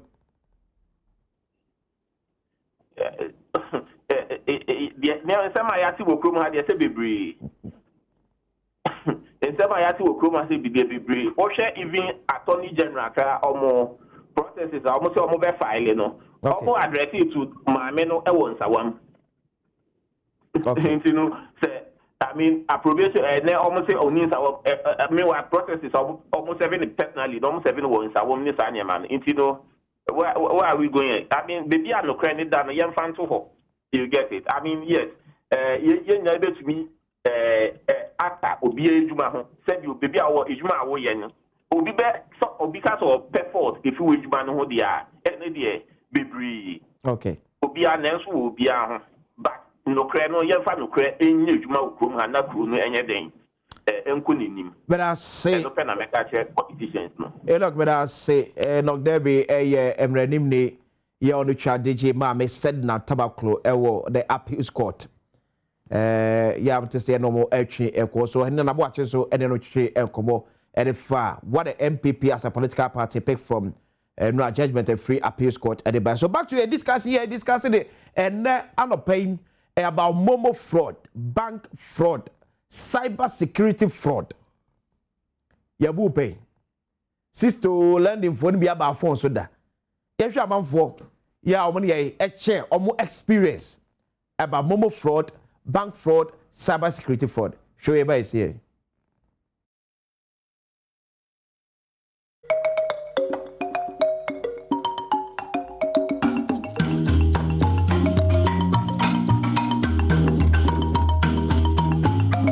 Open your up on you. Send it to me. I'm about number. Hey, now what's my date to me? No, huh? Obia fraud me da. Na metu kwan e no frɛ me sɛ me back as or the near maybe bebrem or the near man ba no no fan near man buy. Eti amaphobia almost experience of here. Momo fraud. Experience na ya so besimo. Obia. Obi nya bi nti wo ka kra so. Yes, on tias. Obi still ya na ya ka say ye obi. Ye do obi negotiate say agene 500 cities a free for. Eti zoom for ya das yo. Nti mo experience na mo famre. Na ye twa mo ma memfa we mfam na Franco Speed Shopping koso. De wo hia ne say wodo ho Badwam Franco Trading Enterprise. Wo mo ye speed shopping. Ade de oba beto wo ho ye smartphones na electronics ho ade bia no wo 40% discount so eda so ti Mr. Trimikai Nebra from 7th August cro na Franco Speed Shopping no chassis Trimika CCA now so edu hormado ho ahyem WhatsApp number 050360790 na bibiche wadwan on one makasa Franco Speed Shopping the ultimate online shopping experience. Admission St. Andrews Group of Schools and na free everyone sorry no so bia ehunu ne de e ko sai is it de wo ehunu na ade choose so nim sa aha enti wa wo hwe wo grade na unya aye no a na o de choose school no mo ya de so fa de mate no mo ya de na St. Andrews Group of Schools no St. Richard's SHS e wasin for St. Luke e wo Mankesim St. Benedict e wo Sevia Sanwe so Lighthouse SHS e wo New Edubia se Mount Heron College e wo Dunkwa wono fin na fe Golden Gate SHS wo Shama Takrade na St. Andrews Senior High School e wo Teshi Eyenkrai Mr. e free SHS ni bi no wono mo ye e wo honti Junior High School for na wo pe school akodia me come for St. Andrews Group of Schools e bia wo benya bia no boarding so e wo ho for 0244696911 0244696911 and 0207891004 DBS Industries Limited and so any and they will pay roofing sheet papa and so to a petampe original we boy and pa then there was so compare DBS for Colourland Plus roofing sheet no be now they good what dino so what dino na de bia ye de be reference if you or more chance yes e 20 years warranty e wo ho nti Trumike na compare DBS Colourland Plus roofing sheet no ebi DBS building no was painters and crying ben Papaya restaurant no and our hotline 0543286637 factories nebi Okumase Tamale ne Takrade for 0506004141 and our 05064242 DBS Industries Limited. We truly are your roof experts. Terms and conditions apply. Now, mame, anya you in fem wadaroma. When you pa me the task, mommy. Tell us me yene kama. To where dear ebusuafo nyina abusuan mokani kwakopon. That royal family no ni kwakopon. That royal family adanse gaman here. Yetu yensa fremu nyina mumra na afi wo mo no yeni ne kama mumra fie yeni ma no nye fe omo afi mododo mumra na yemwa emabibia ntumi enye kama nti se wo ka abusuan yi ehode a medofo utie mi enyuhu frim na abusuan pani no ankasa na free yike saki oni abusuan nyina wo ma ye krado twemo se this year omo no yedi amano aye akono nti ni kwakopom datre royal family na every nti wo ka ho nko ade a adanse gaman hia na ne nyame ya doma yemra na yeni homowoda no na enye fefefe okay ti said you woni mo no na no dwumadie no yenko zoom mo se bi kura WhatsApp ye ready to be kodi po o si ye banda eti wana o se sie na ya do mnim kobo ya se ye di interview ni na frafra ya de frafra sa because ene ma ekoso anu odin o obi ebu obi sisi anopa ya make say wabu no and ye bibi kan ye no eye no kre ena ma mi so kan ye se ye bo wo badin yes there is no way Obaka said there be. The baby can me who say na say no so e ba pa. And also ba pa. Say ye de oba na free school, akọ hospital. There be me ma o say see ye tu na mo ba say the sky see ye. Ne fa ehwe no. Yanko Joshua Edmondson or Zoom Boche. Okay. Momo agent at Ghana. Edmond dia wadaroma. Joshua Edmondson. Oh, okay. I teacher. Anope ya mwachion. Mr. Omute. Aha, mo yada sombre eno wadaje. Na adwuma mu te say. Nyame adom edwin bobo. Ede nyame ase. E say de sika wi anano aye dene. Ano aye den pa wote wa na obi afre. Ghana fo dodo no a yesusu se eye ayi mo agent no ana mo amutwa mo ho ye Canada. Ese esi a kire se wi aye. Mo te sa asem ni bi. Joshua. Network yi haya no pay. Yo, mini about neta was say mention we take one what the mobile money agent for Ghana near tissue name out. Sasem no ya ti bi said ye ya ti sem said ye what be a neso the bit me can say the pay said you say we agents by 1,000 area ubenya people ba to another you people through agents and yes sir one yes sir they are not through agents one agent one people who be a steady one mean aka plan so enya agency bi na one agents they are for so many agents na one dey a for for steady because you know some for no one agents nti enye no present agent for na steady ye na yes sir one it is an one ma ko said you send na so one agents na one dey take account perform transactions na so savings dey no na one dey nti no enye sa no sie na ne na chese wonim se bibi se wo ho nti as a board chair no ana mo be no watuo ade afa ho fi se enye nne akoso sa nti de na mo ne telcos no aye se be ye be yi safo no afri ho fi se de akoso no anu odin. Yo, media madam, the all kind of area. And say, I feel one.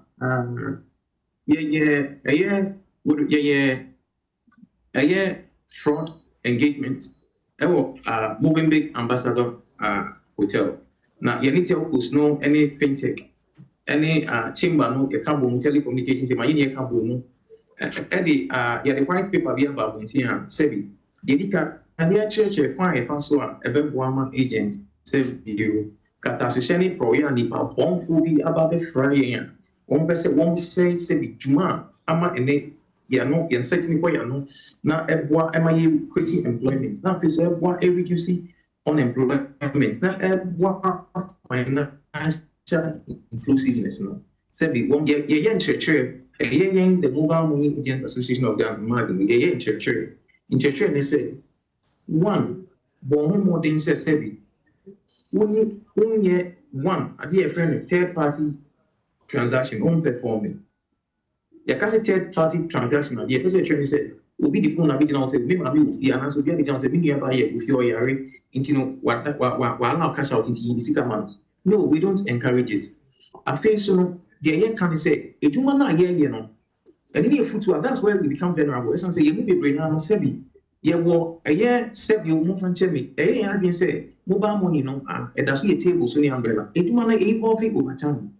It man said you will contribution to the national kitty and Bank of Ghana admitted said Sebi, I am very, very important. Then the levels you see are volumes no are trillions.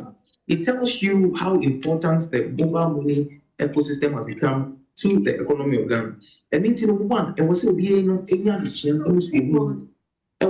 Yejuma, no, as will be any addition, or Yejuma, As I said, Yebiano, yes, black complain, my people perish.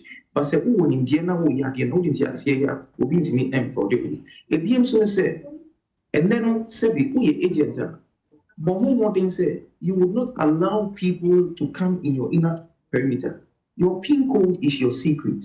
okay mingi ni se bi intafo kra no atani atakra se omo ko banka na ko to so unua ata eti counter here wo ye ne natal wo beti akwa ko na counter de chida bi ya sa wo beti na counter ni na wa transact sa so de juma no etie afi so bi no e se ye titum preko pese ye juma no sisi ano se bi enye juma ketwa na mmefi asika ewo nse bia akonfo so hwe kwan eni ni babon fo hwe kwan se bi won be out with you ano won be out smart no magic sika no eni ti no ebi ye tufo na ye shem kwan ni se sebi bebi a ye di juma no ye mo den se one eye bebi a nipa bebre ewo na enye toko na kokomu a akonfo yemfo na se ni babon fo ntimi embeto nhye so ebiem so se bon mo de se obekontem esa se bank kra ko mo police fo any bambo fo e bo ho bank kra police se bio ye bo 430 ano se bi no mo close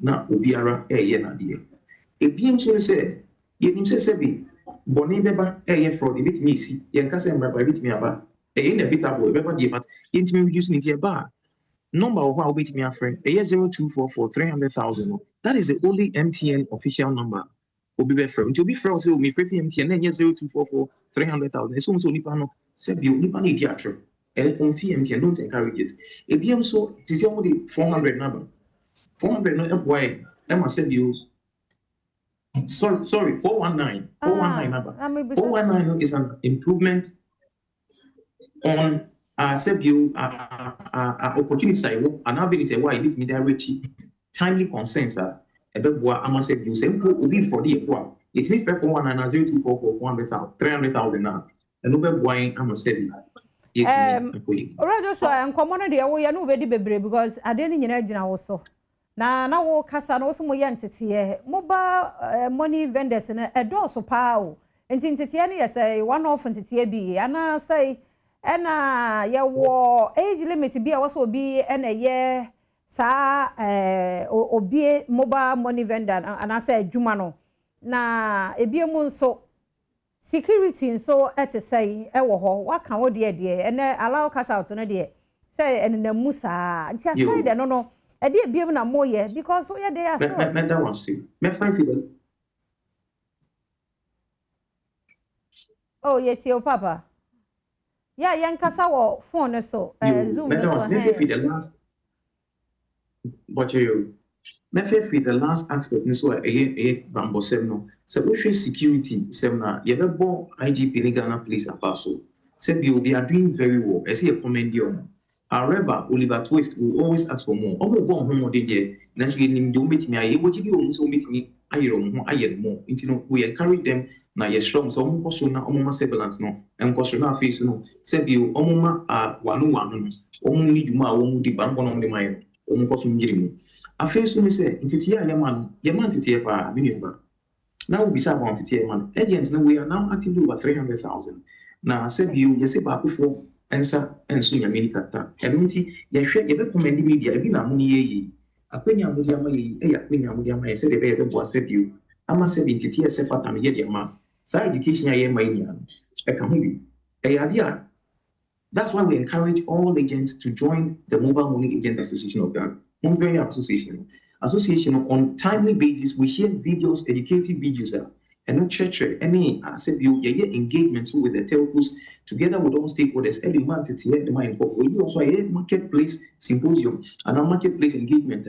The core market near the agents in one educate you. As I said, the new practice subscribe for your consumer. As I said. If you feel threatened, say you're frauding and answer you the echo space and you're safer. Only you need to be a banner as well. You and a boy, you create unemployment. Unemployment because we create social menace. Now, already the government is not able to employ or the government need to encourage it. The youth should go into entrepreneurship. It is in here I am together collaboratively. Right, Joshua. Kasa mum but once a wa kra kasa mo do so pa and moduma na moye no eye sika kra bia on it no but as a cute nti me yemfa ye ni nko ho nti wo kasa IGP bo ban no ene ne say ye ha ye bi wa ha me hu security bi ogina ho nti ene ne say ye ho no menti ase papa say ne esa mo sidan a na mo hyem na security gina ho te say de ye ko bank na o mo gina because banking men say in a small way na mo so mo ye no nti de wo ka so mo boban ene say ho no menti ase de me can say men can so de me person me say one, we commend them for what they are doing for now. However, we feel that they can do more. They no more ye no. I don't me be say omo ye dey. Me ho na me pe omo ye dey. Okay, me that say. Usha Nancy police visibility e wo to no adoso. And Nancy to say you mobile money for ye nya asem ye de kwa. The rate at which say you Ghana Police Service omo bomodin say won be boama say you attend training on be processing some term there is a pokota na fiso yes fata no swift action no and also wa hwe ananse ya akra no eye tema tema simpos 25 asembisi ya eye agent ni bi ase bi no otiwa oye juma na akonfuyen for beto shares fortunately the police were around and they responded swiftly omo kokun akonfo committee 10 and we commend them. However, you said you enye de ye hwehwe no enye ni nia no nanso no de ye pese ye hye won kran say ye hia mo said ye waka no because now the mobile money space is a financial ecosystem. Enye ade said you enye sika private because if the banks are now coming to you for you to now become an agent for them so where did you sika ma won now what transacting business on their behalf it should tell you what you're in and it will share make can say see mobile money involve it. That is the future we are going. That is the electronic banking we are doing. Because now, no banks in person on building this stuff. Now they are offloading a lot of responsibilities to we the agent. You are entering into contracts into your agency banking. Into you about your can make it to some bank. Bank. That is the future. Okay, and into bank I will say IGP or you maybe said you wow said yet. I was recommended na onipano na we are strength say bomodin or you kaka no ye so we no na password na was share it say show bomodin na final ever because you need to be no me no we agree say we expect more from them and I think but chairman yes okay so Adebako bisa say why your mobile money adwuma ache your mobile money app na wo Ghana no mu free say or how be e wo ho enu ti na ma frosters enya kwan abode awura mu sika tom account mu a ena me hu se froster frame me pekwan bi abaji bi e de free me nsem sika ni su a froster bia frame the mobile money app in Ghana no as mobile money agent do you think say there's a challenge with the app question which is a very technical question a comparison of yes app no we believe say who bet me atochima ebiem personnel no won te telcos no sebi won akache no won so ye gidi and it's been proven a lot of times just say there won money man want but it's been proven how I said you won timi ye bi we dina won ebi mu emuka okay into app no yes the system has a problem the personnel some of the personnels I think say telcos said you one more fan of what we know however you best stress a woman integrity test no and also as I say every pino you will say some few bad nuts within employees now what telcos no also can be a syndicate the app itself is something they must look at they must be able to strengthen and build a very robust system Sebi, the Binya develop because who said you can who this two man be afraid. If you are sick and this will be afraid, who the 2 man will be afraid. It tells you that there is something wrong with the app. It also tells you that there could be something wrong. One at where employees now say you a telcos no one or monitor system because the system work. The BM so ebia nipa bon fo bi so e gina bibia ye mumu. It also bit me a collaborative way but however so what ana juma kese na no ejina telco for na kache e say telcos no say systems are one more dey say fin big man o me yiri because say me agent am ti what responsibility do I have to do with a fraudster so we and there one more crime say ya fraud obi no or yeah complain abi fa innocent and vulnerable agent or tin be abi fa no na telcos netable but who agent who raise concerns here for the one then the response na yes what the system is something the telcos must look at.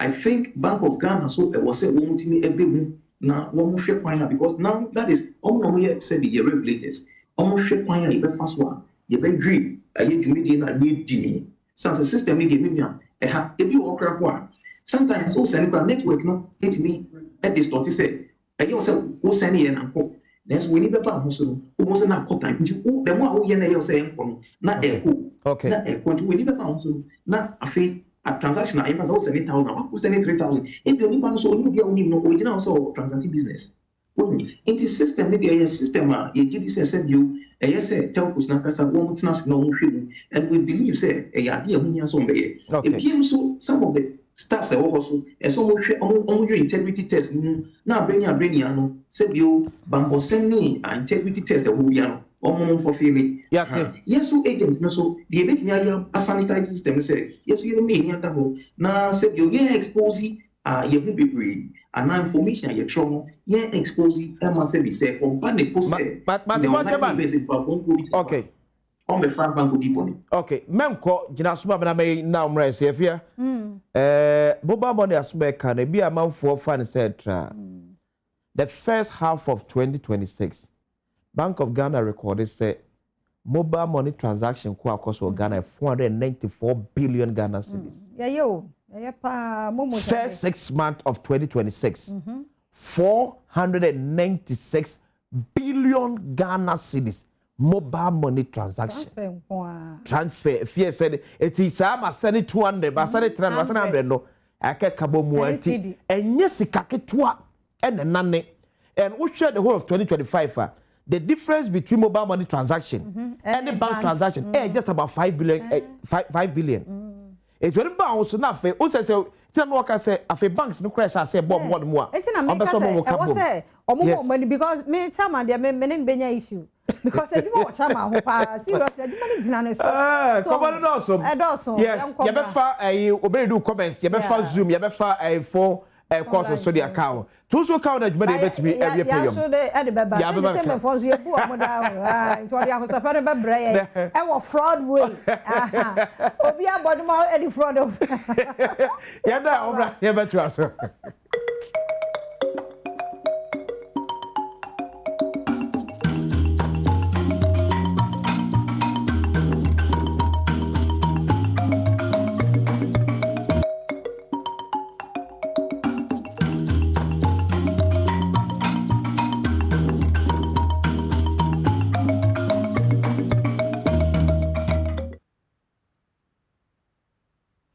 yada senti ya to yam komo no so se on se ye kɔ na ye busa se enwum to mo bi obi abu da na anti na ya lo pe se ogira mu den ya obi abu pen sister fia obi experience be 1,000 obi abu me pen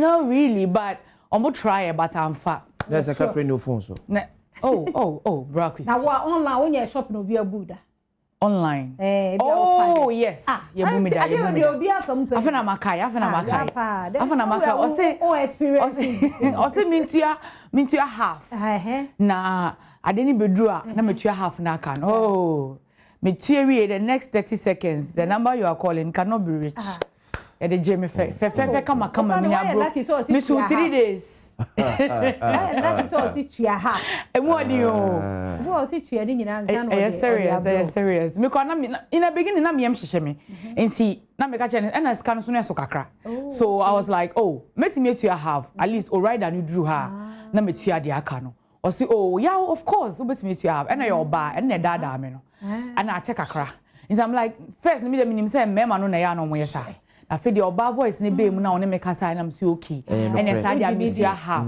na say nyama ni bedru na metua half na kan o say okay in fact me disturbing a lot na me hwe say obenya patience enough amamia na me dey decide me disturbing no me sesa number no ade am choose ya me sesa no me sesa color no me nyama bebre ni na onya abotre mame make sure so no nim de onu ade woni but see ade am ngwa say se me to aduane na aduane fo timi de ba na me twie scan ma rider me nim de enti a me to atare o ka chem se me twie scan na go bias wo ka to say a wholesale price no dem enti se me twie scan na wholesale price ne different o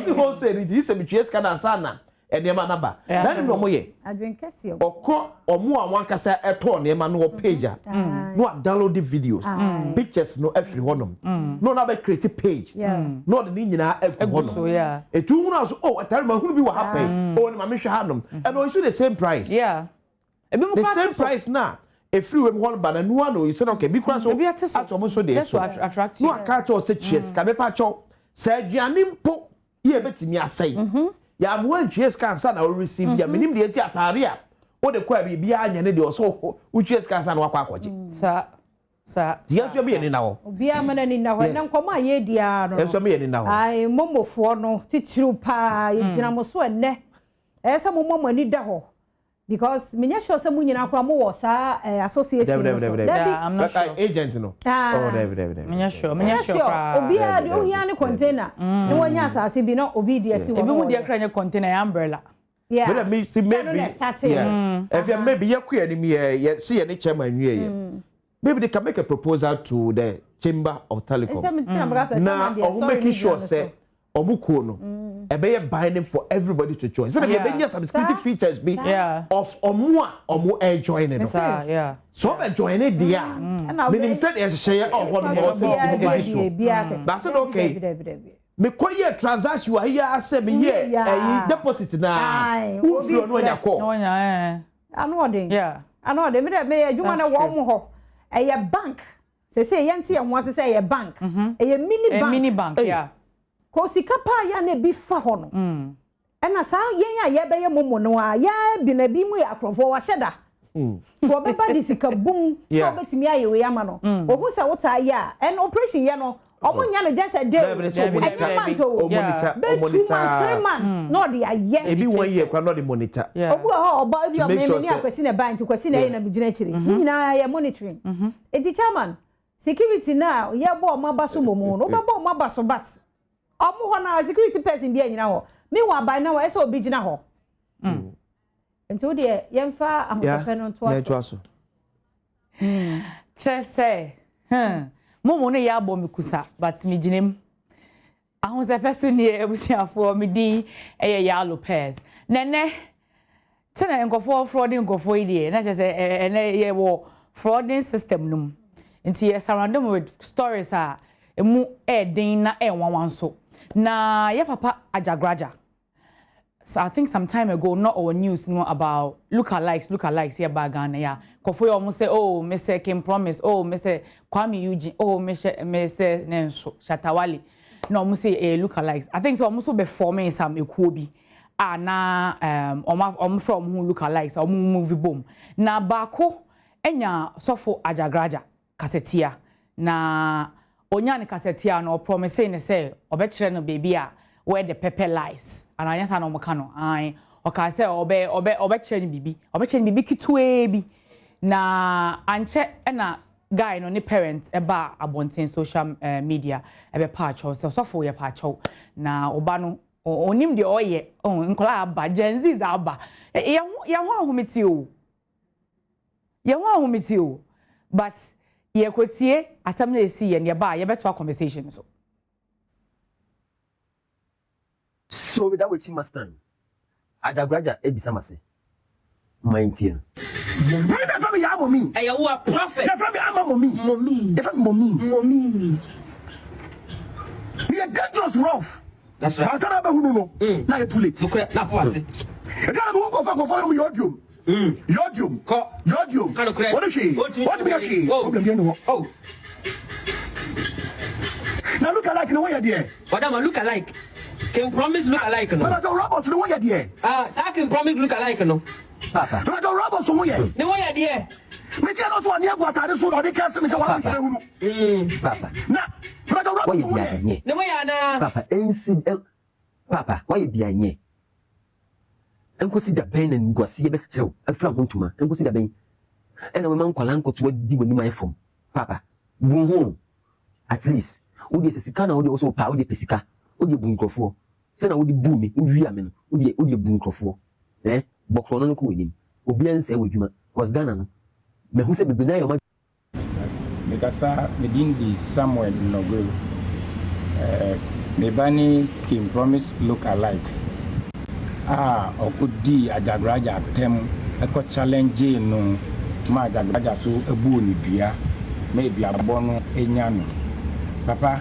misaw di nyankopon ata soro sero fa me ba no fun so fa chen na fa cheyen na me ba na futuo na wentie betuni fuetu wentie papa wara woma ani tina me dwane abetua ye nyina ye papa captain so en dwantwane nam no so na omra wo nchen yi misra wala fa yan fun so fa cheyen na ana nye to so mienu sini se omo a mo ni nam na mo chro se enye no kre eye settings no me pa mo chew enye se eye settings eye no kre ne ekoso nyina ye no kre nti me sramu munja ya chro no sa na mo ma papa no ni bufu mo me pa mo chew munja yi papa misraw minsa akuta mi sem yesro me ne me yiri ne gina yi yesro ya pa chew ifu so bi akola na yi no fa cheyen yesro wa di nyankopon di sro me pa wo chew wa me tu akola ne fu otie ya nkanye ni me ametie video ni so odi watem no eye me ya me frame me ba no kura ka tan say hey den na wo ye no wen fi mi no kura shout me phone so na ma me ni akola no kura no na ye nkasa na abedu ni edu para misrawo fanfum so chen ya wai ebe yi asudi na nya ni so na da o mi na abeso ame misrawo eni die mu ala ye bunkotodwe yesrawo fa yanfum so chen ya das na chese achopa na na ekọ sistefia na after video we omo be pa acho no ya papa ajagraja ono so de ne bisa as in de ope de bae na o say de na obusa so ope no once o say ope nantwie 100 boy na no mo fa wai o yama show wow nantwie Ghana nantwie ba kokra ye say 100 na just one fan na osofo o share your friend say 100 cows o share bread ya can promise look alike any ne papa ne mama ne papa oh papa also pay 100 cows and 9 lies edue na edue die na edue ya kofa ne edue more 9 edue 9 and okay and mienu no wow na edue no yetimi hu bi fa de na edue wo ho de yeah that na me bi say no na edue wo ho kra na okofa we hin he fa na ebehu no enye due no opo opedue more edue more edue na what say na yakohu ni more aja goraja na chese edue more 9 no de na I don't know na mchese akwa na wo hin look alike guy ni dem say no afa ni timu ma woni nam say wa bodam yeah okay ama ne mama ne papa pa cho say at least on hwema omo na say no adwene ne nye na sesi ano I think say social media no ama nipa ehun foforo especially in kola no ye no ye size no asa omunye ye nya 2 cd band obi na ye digu ye phone so na yetimi ko internet no so a ade ye behu bia na chese we feel like as long as our social media no ye were opinions about it inti ye betimi aye na wo akola sukonoma na o papa ajagraja oyosofo ye difo unsuro ade kra na adentina oko di na tem na obekasa ya wasa be challenge I mean how na ote horses here na what's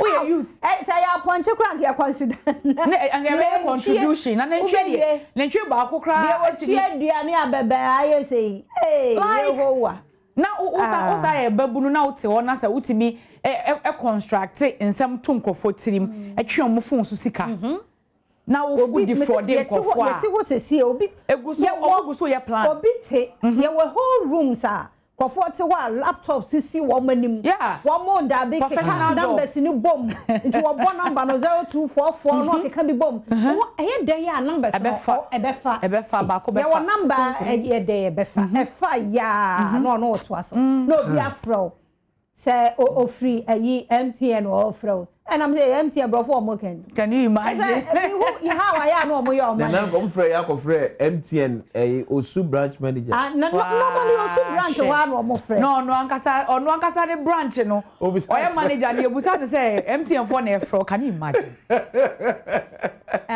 yanko ni na kudo the owner ho former news editor Tinina could you no yeah telcos no eba I tini telcos mo SSM dia orim titimepa ni good morning na wo ze nyamena me ho ye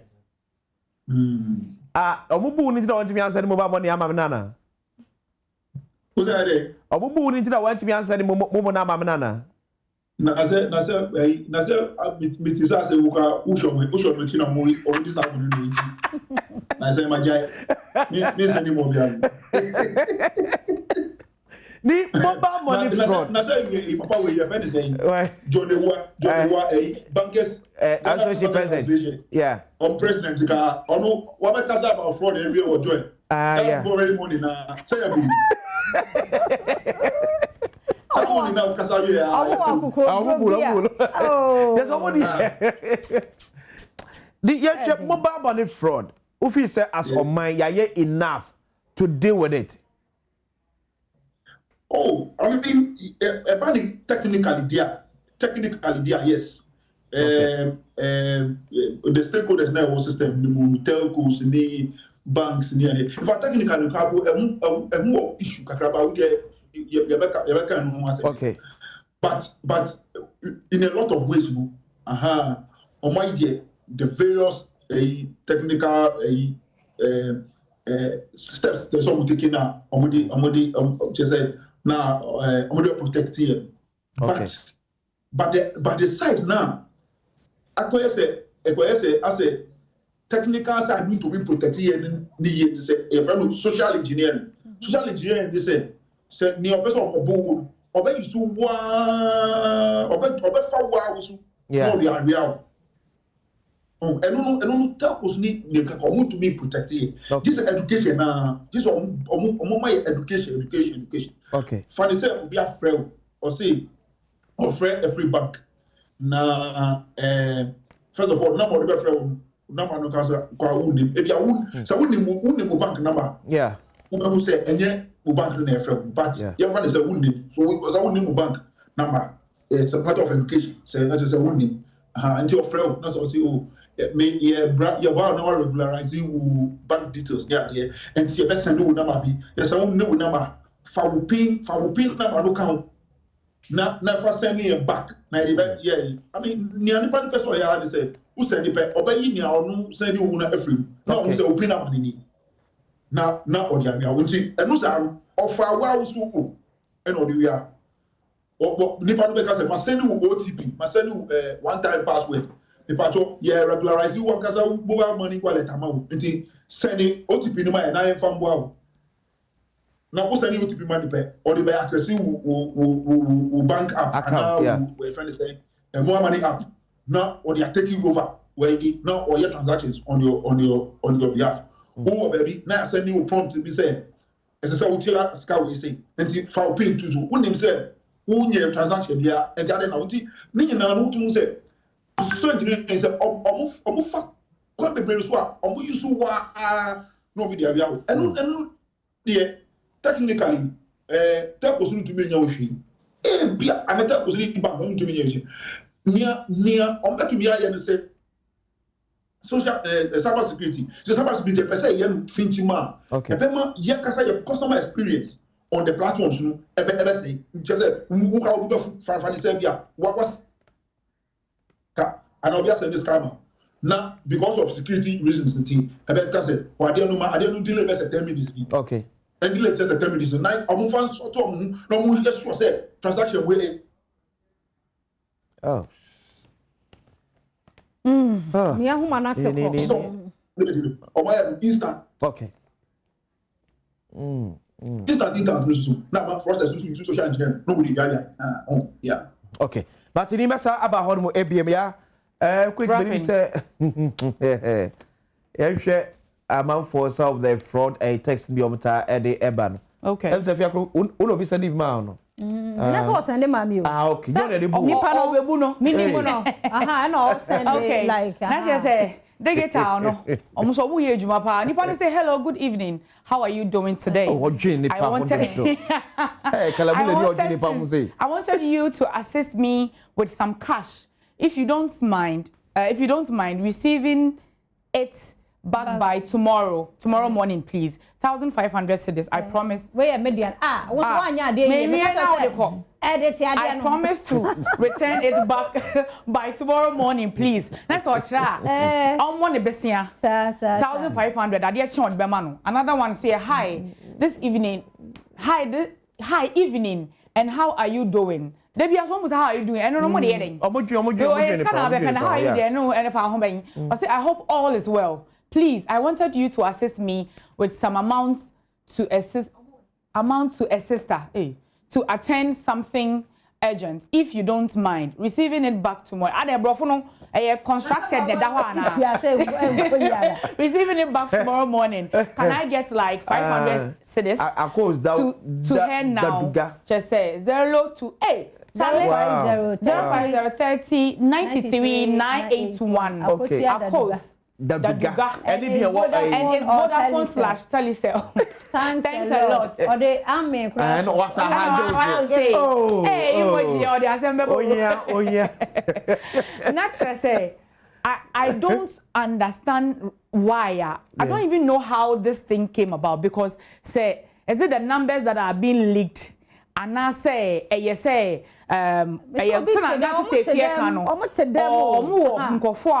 numbers no the mount to make it and a number no so send it to so no I didn't know number no so enti bibia nkofo betimi I don't know but I say fraud na do confusion na bebre I do not understand but me say my work is done my job is done guys say me jama me bra akwesi ne me sister Efia but one thing I would say is that Ceciano because of Momo fraud and internet, like everything that's going on about fraud, and yet phones on force to me fraud for buying and selling and all those things. What's what I know I show we and I feel so something about your friends can promise look alike no or no so.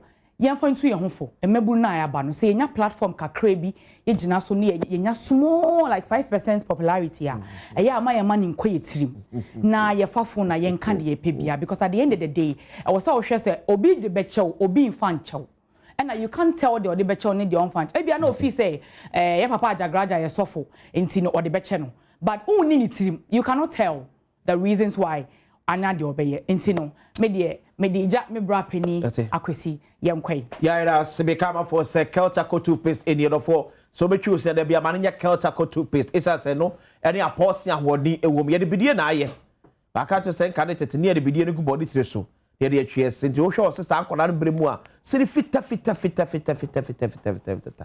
ene ne sama company limited akofa bidie kro na ade aba yo de abefra toothpaste ye de atwe Temsina wada so beto apostle nkwandia manye Kelchaco toothpaste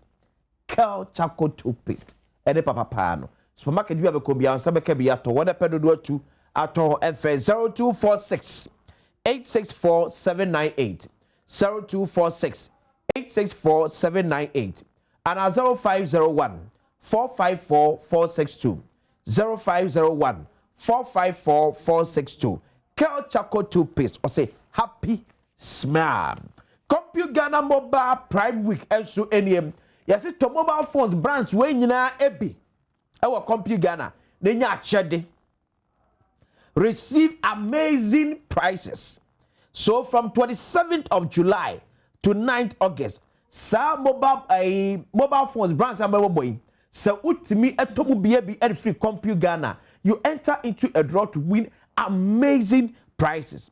Samsung, Tecno, Infinix, Itel, Vivo, Huawei, Hot Wave, and yakeka ho enyina. Eba to sa phone brands we nyina bi efa every Compute Ghana. Nenya achede kese pam. From 0302 752 020 0302 752 020 and 0243 143 143. WhatsApp number.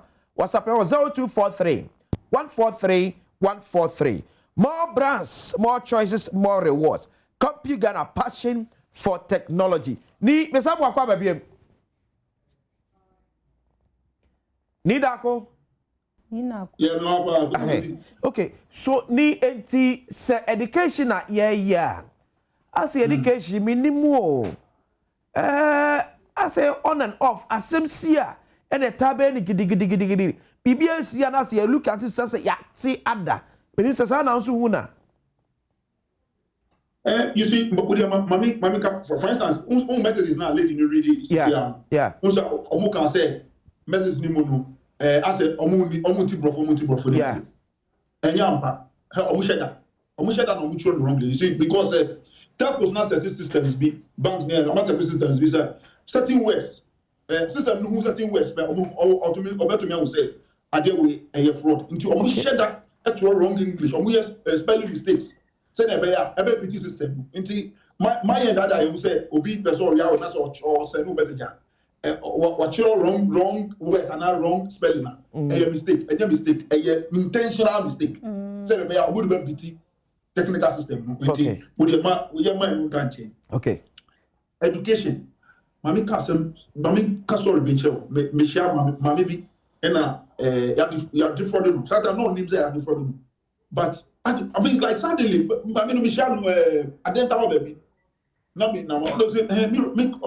ra, me pacho, me, papa be no bar me shop ana, or see, Nemana me tomu, or bet to me, Anya Biwo, Tamahabo, Edia Bremen, until said a bear cheaper, and he, or Cotamabo, or Aida, or Overframe, now I send this kind of Freddy, and I'll be sending or be sending a best of 4,500.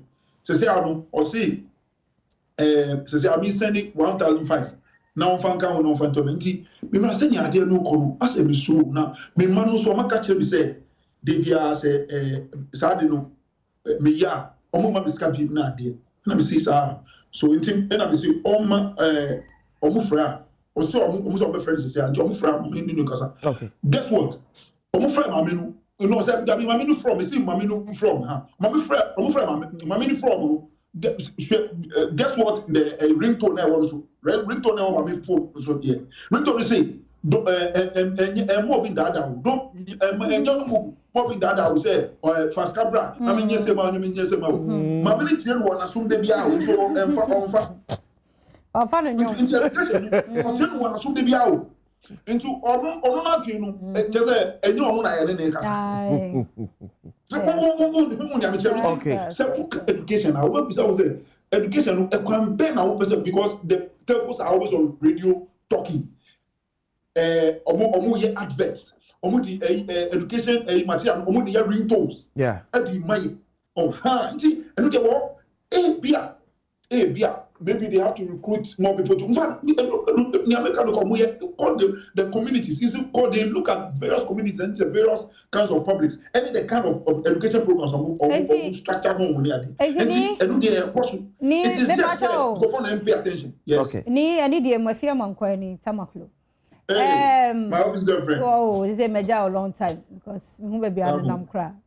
This album. Anthony, not your pesi huno. Your number see any telcos no nkwani nim. Enti kwan be so pa hwan na eliki numbers. E de massa frosters no. E no wo hwe e de hwan na eliki numbers no. Okay, so number one, ebi a permutation because minu say I better to atnase. Na ya permit, I say ya permit go on na. Number two, they are insiders. My in fact telcos na kasa omu see there was a time na telcos ni omu deny they omu ukaka no omu deny by a kofuru bi ema ye mom scenarios bi na omu jitu mu say yes omu discover say omu kofuru zu e kan bi mami ma example me ba ni oko school na say no ojo wasi bi na time I was school ni na ni mobile wallet now it was dormant. And see, your message cry say the wallet is gone inactive. Yeah. Okay. Oba and I'm a pay the wallet no man because 170 when I'm a pay the wallet man. The pay wallet man na 5 days later na obi afre say was send this car to so na obeso obeji. And maybe say this wallet has been dormant since. You be no Monday 5 days I'll be afraid. Definitely somebody inside knows yes that this wallet was dormant and the number has been activated. That agent, that fraudster doesn't work at MTA. He doesn't know. Somebody from MTA is sending this, giving these details to these fraudsters. Number 2, you have to be SIM swap fraud. SIM swap fraud. Not just say, we SIM no. Obi to me a swap it. Now, what you say? What blocking we SIM no. Now you do SIM or phone number now to new SIM so now they are man. Now or they are free bank. Now what other bank account bank is said almost send this card from your account to somewhere else. There is already in your card 250,000 Ghana cedis in one day. Now SIM swap fraud, SIM swap no yebaya. This is one case who nipa no law say nipa no say who jina o say ye who anim say na ye no we do Ghana card ba na we nim say na ya compare na ya say ye who requesting for the SIM to be swapped. Answer na ye. But nipa no enni ho nipa no kan time no kan not nipa no kwa tu kwan oni ho so the no so le mo ye nkofo mo tu mo say want to kwan na we normal no it's not active for one now o ma swap so mo swap the same no and nobody friend the bankers will go back and nobody bankers no so o mo send email and o mo ye ana o mo wi ask na say obi wo MTN onim o just onim something about it that's what okay. Yes, na se si akura no. Nti onim ni awoye eno ye. Obi susu bank wa. Obi susu bank wa. Obi susu onim. Mo ye friends. Advice no. Any understand? Omo ye at the end of the day the two institutions bank and MTN. Ebo etia the panel scan. Okay. Na se si akura de answer ba. Usually. Is it usually basa? No, ama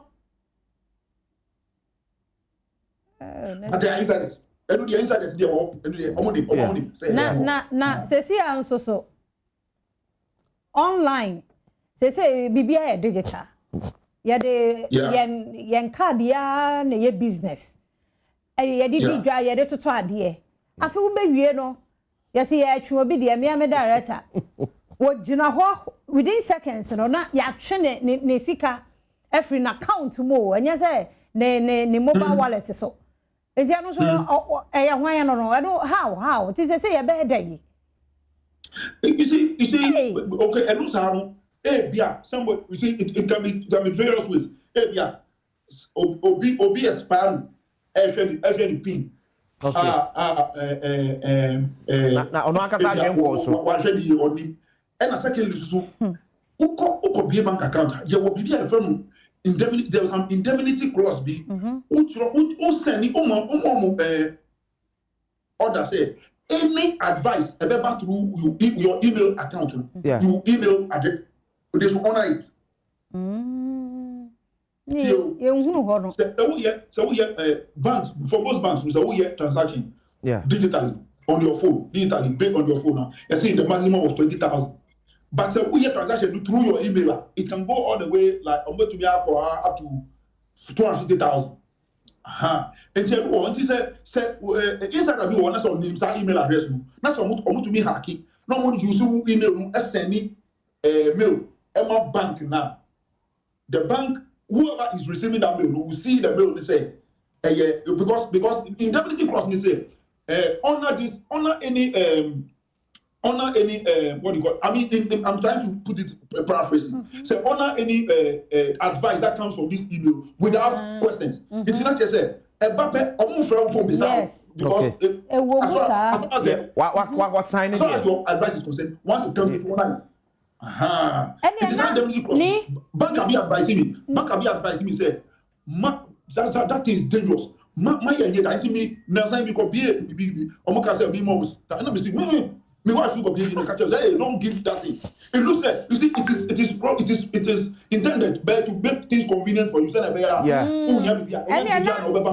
Any ni medicine way so they are and you post dated oh person omonte okay your friend say standing order yeah and say no so nye as ye jai standing order me me kai say my bia man kofo say o mo dey na standing order there who na what be dia omunti ade based on their whole trade wouldn't ni say no so because me and mama sa order no it will be so better because any part and you say baby I will say omunti ade because scan ko wa any say we say but this one there it's like I say one man order be say omu send this cabin go baby nti be ba me so baby ya ko so and so woni with na mo dia yu Oscar sa mo di akado bo yu 250 o mo di yesu yu obi 30,000 o mo di yesu yu obi o mo di yu obi $8,000 and $4,000 $4,000 and $8,000 Ghana cedis on a Sunday. Yes. When so sa if you ada no pe bi ojina ne bed ya na se so mo te. Yeah. Indemnity. Any indemnity. A combination of sim swap. Any indemnity no better na hu nya botere na kire ye ho ni mu ye sa de wo kan ni nyina ya me ni na ho na se ye be sa back to our banks no ni akọ se ya bibi sa ya reverse no my home education ni ye ni enti e don't know is done now go bill bank account because say o so throw e some one product no ma throw no because sign say every time ube unya mail say omunya mail be from who email address no say honor this request please send any address you have from email now they should honor it without asking any questions. It's a money out of the frame. So transfer 100,000 to this account, and it came through email and your phone call because phone call it should be only 20,000, but the phone call is missing 100,000. Okay. A call up to 50,000. Okay. So email be free. I mean, like supposedly said free. Said on send 100,000 to X account. No more on because it almost it is for your convenience. Because sure. you know banks there's a certain amounts over your thousand transaction. This is okay. Ni ube jina so maye. Okay. Ube jina so maye pa ye ba sisi na ye ba ye be bie phone lines no. E bia also wo experience bi announce wo do de no abade obi aye wo ye ba sisi aye nche.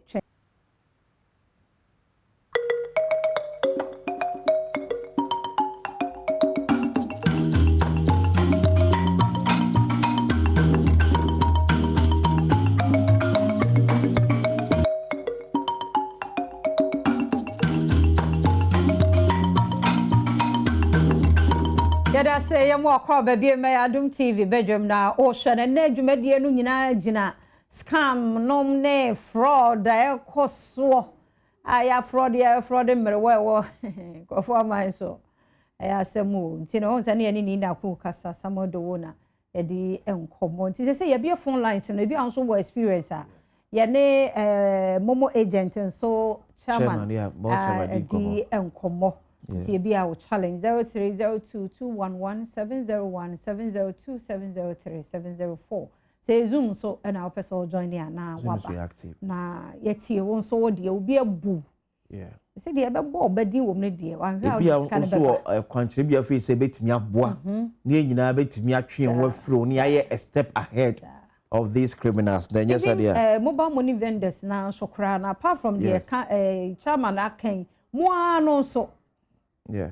And then there was some way the bomb home by the enemy na kungo enwe. Ni oti enka bi mu ayemo akwaba. Ni na ku. Me say on mute. Ni ba on mute. Yeah, that's sepa we dey emfa wo enwe kura nti dey na. Wo na waye watu ho asi ho sa wo dey internet so nim dey o de be ma ye kwan be na.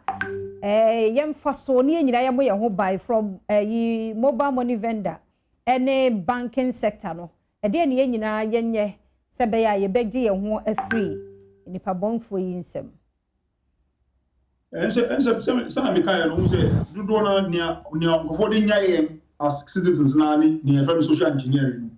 And what is education can be about say, Obi send message be say, what we need to be and DH Obi Frey, that's all council meeting say, me free will tell canal me bank.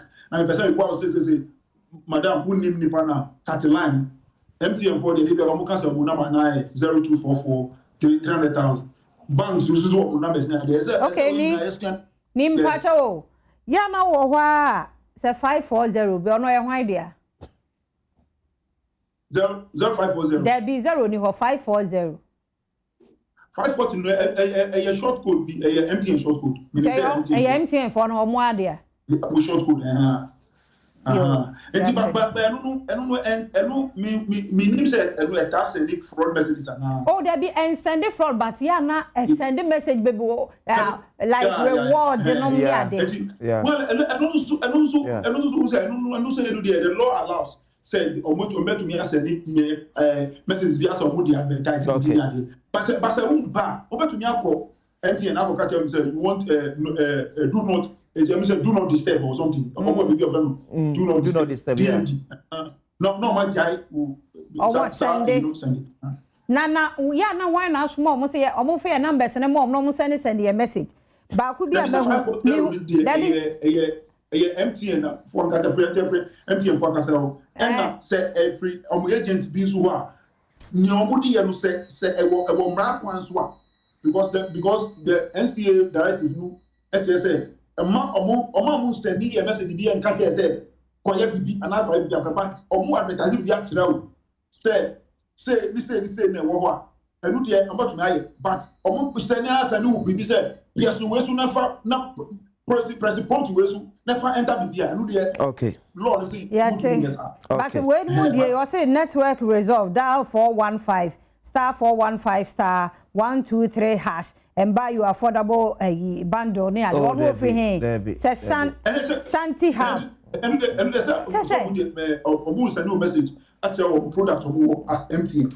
Yo, okay. Near that say, Bibi able to yard what my sign about hobium. Yeah, that's a power umra dear Mayano pay. Yakwa must need Dr. Nana Kofi and our cyber security expert so quite kumo. The Mr. said, dear bits me idea that ya was Nana. Good morning. Good morning. A book come fire so, and I bet me a be far home. A book come fire. Okay. A book come fire so. Dear, I bet me a far home. You bet me I did pass on one night. You put this way. Okay. We only have to intensify and be very strategic and be ahead of the cyber criminals. And being ahead of the cyber criminal means that deploying advanced technologies, intensifying sensitization and awareness creation, involving all stakeholders, and also modeling mass digital literacy. Among other things,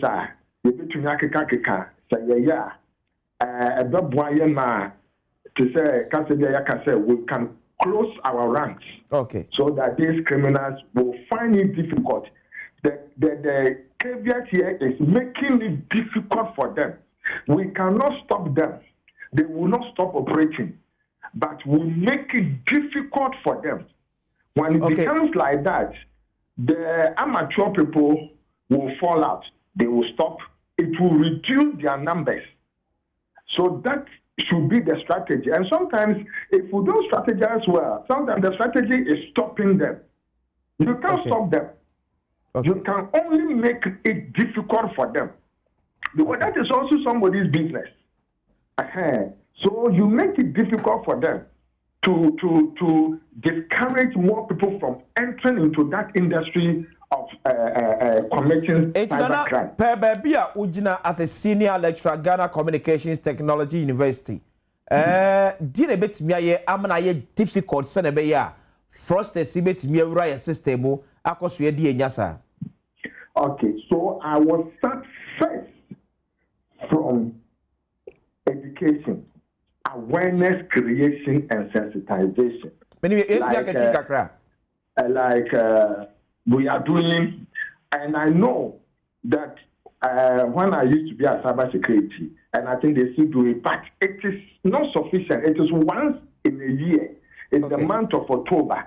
And even that, just a few days in it that they take to do awareness creation, going to schools and this, which is insufficient due to lack of funds. Now, I remember during those times when we were going around to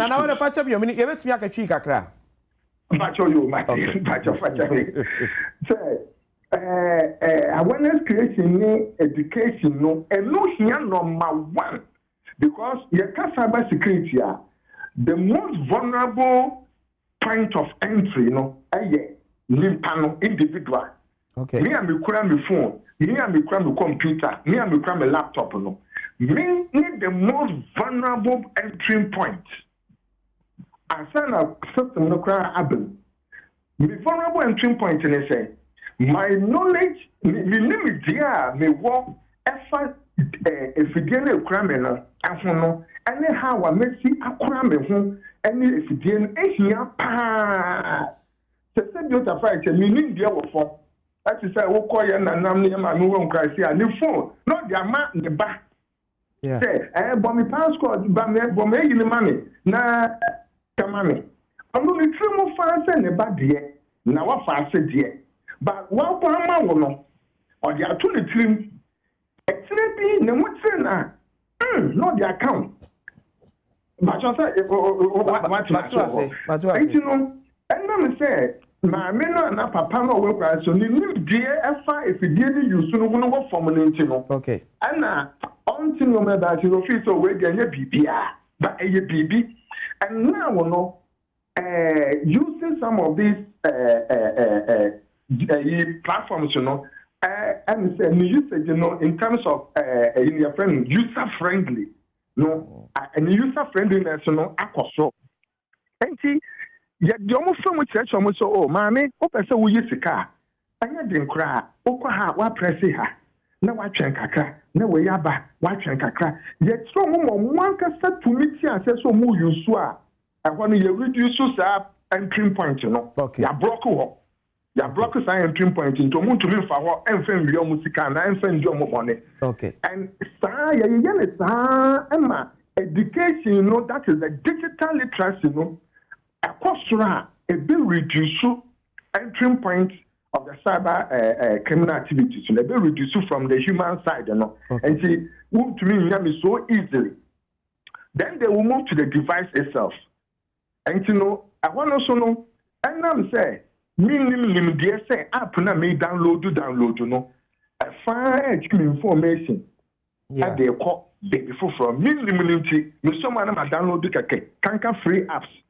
Not free apps, malware, not by my phone so. If you mention my phone, no, kakana kakana battery no, I run it down. Kakana say, minimum says, I probably make a download do you know.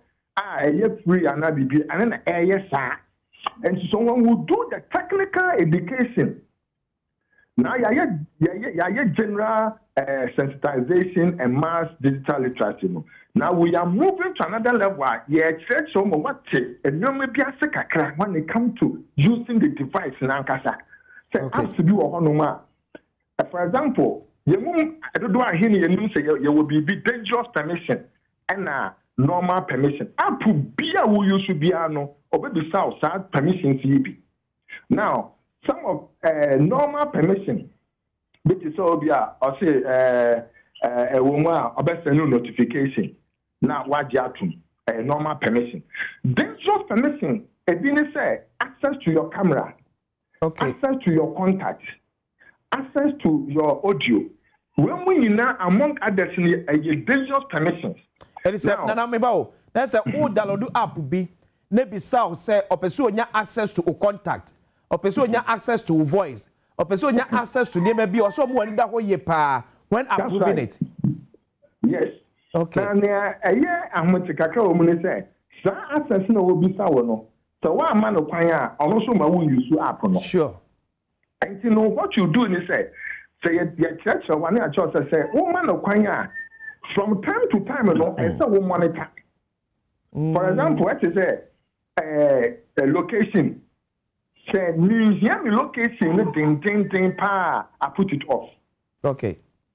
Because we can send the location and so Google map. Na say we will be able to use where I'm just giving it as a bunny, but you must be aware of its pros and cons. Okay.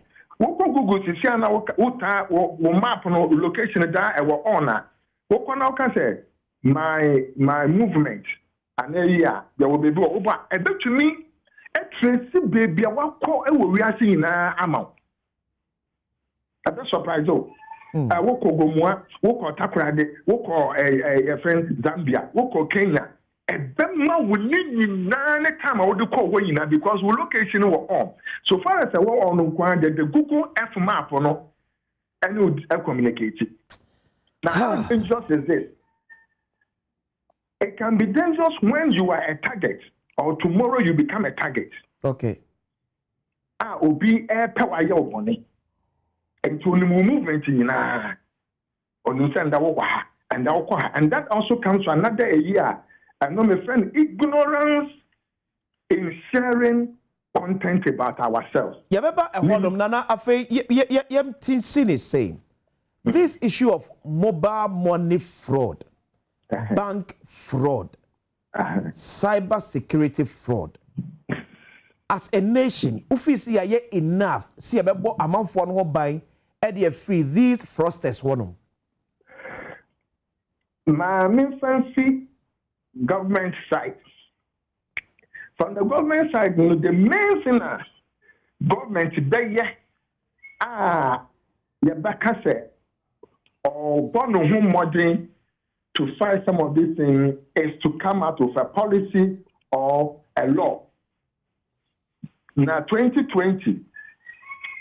Government also urged the Cyber Security Act 1038 April. Okay. That act, now gives power to that authority, that is the Cyber Security Authority, to prosecute people who commit certain crimes within the cyberspace. Okay. Until that, now you're under the Criminal Act law. But criminal act law no so na wokwa cyber and hunyoma it wasn't innate. And you know ukonya lawyer ya papa or ya very smart now wa from now call. And by the Cyber Security Act it's emphatic on cyber crimes. And you know now uja eyibiana the law is there to prosecute you. Okay. And you know from the government side BB. Now, the next we will move at is the implementation of the law. Okay. How are we supporting its implementation? And I know the government to work. Its implementation will require the resourcing of the cybersecurity authority.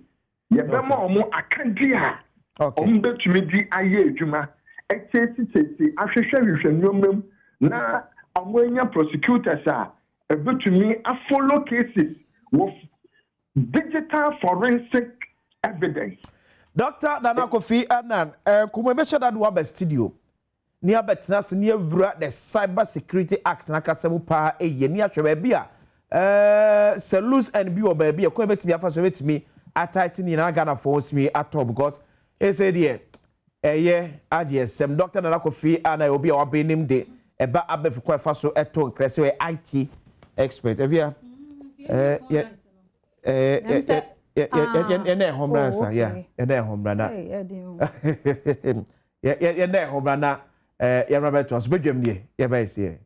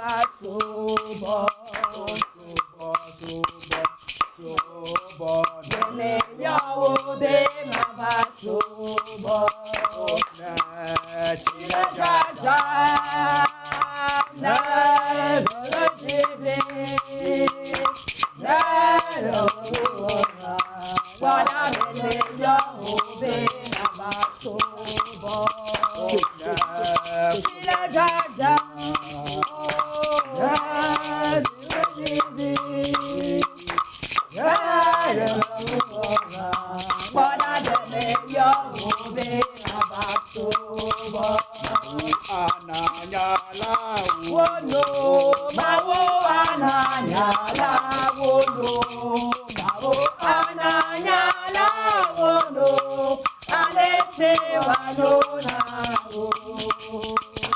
ananya la wono mawo ananya la wono mawo ananya la wono alese wanona kameka tomo nende yesu bako mawo ananya la wono alese wanona kameka tomo nende yesu bako mawo ananya la wono alese wanona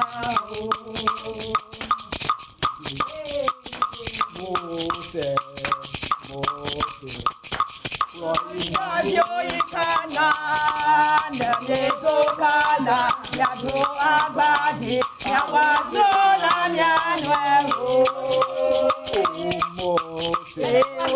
Mose, Yoikana, Nezokana, Yado Abadi, Yawazola, Yanwego.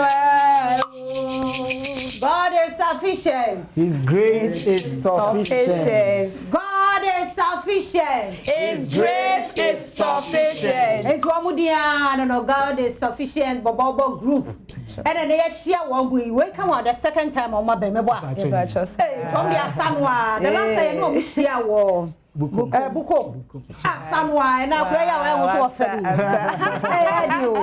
wow. Enti enim komo kakra. You can say God is sufficient Bobo group. God is sufficient Bobo group. Ayeko bia enye only asapena. Yes sir. And I say njum to pe na yeto. Na emom ne de asane njum to no e de twi dom ben na de nyame asem no amom. This I wish you logo here what I say ya.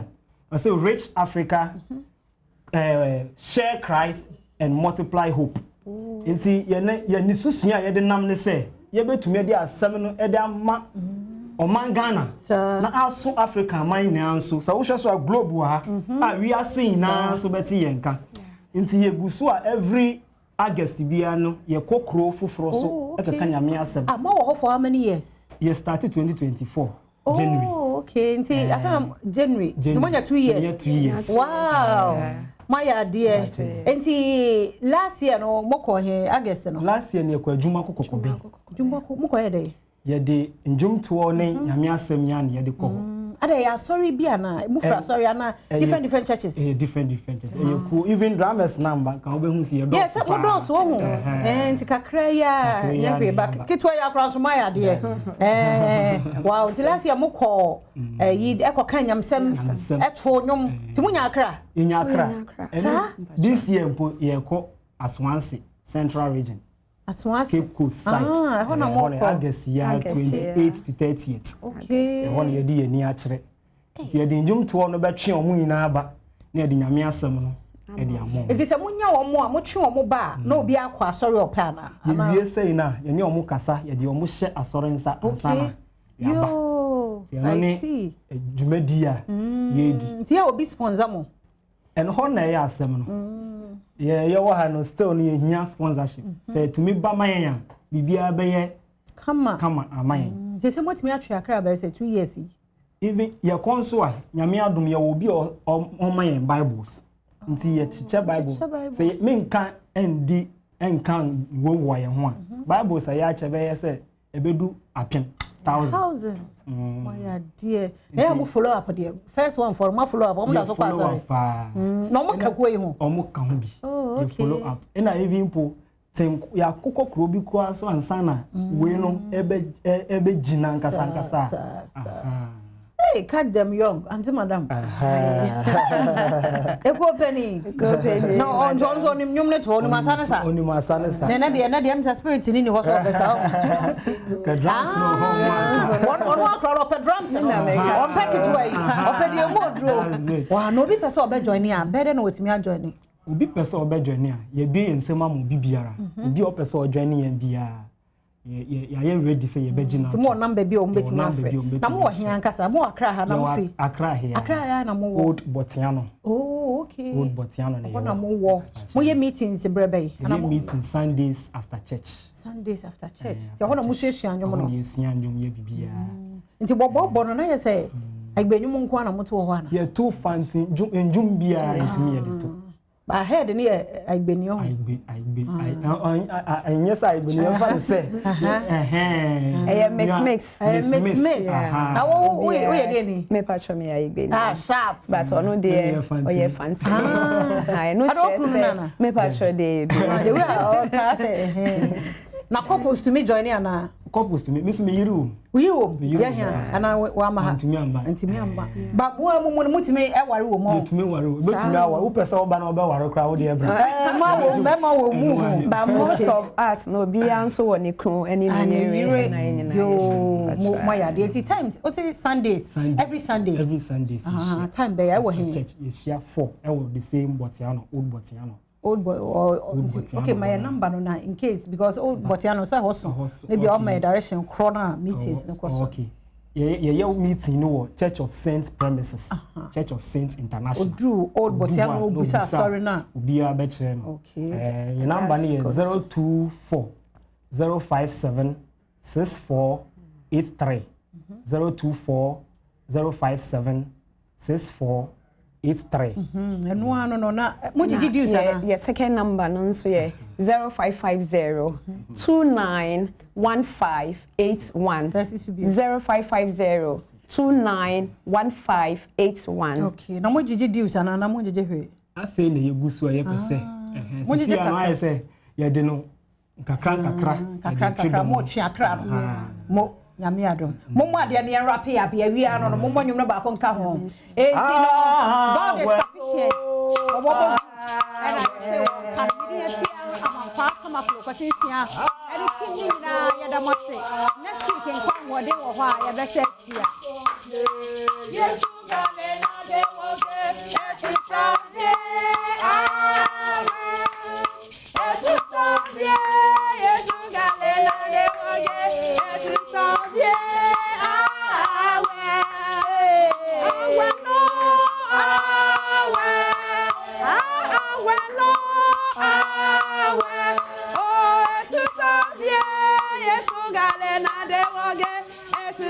Yeah.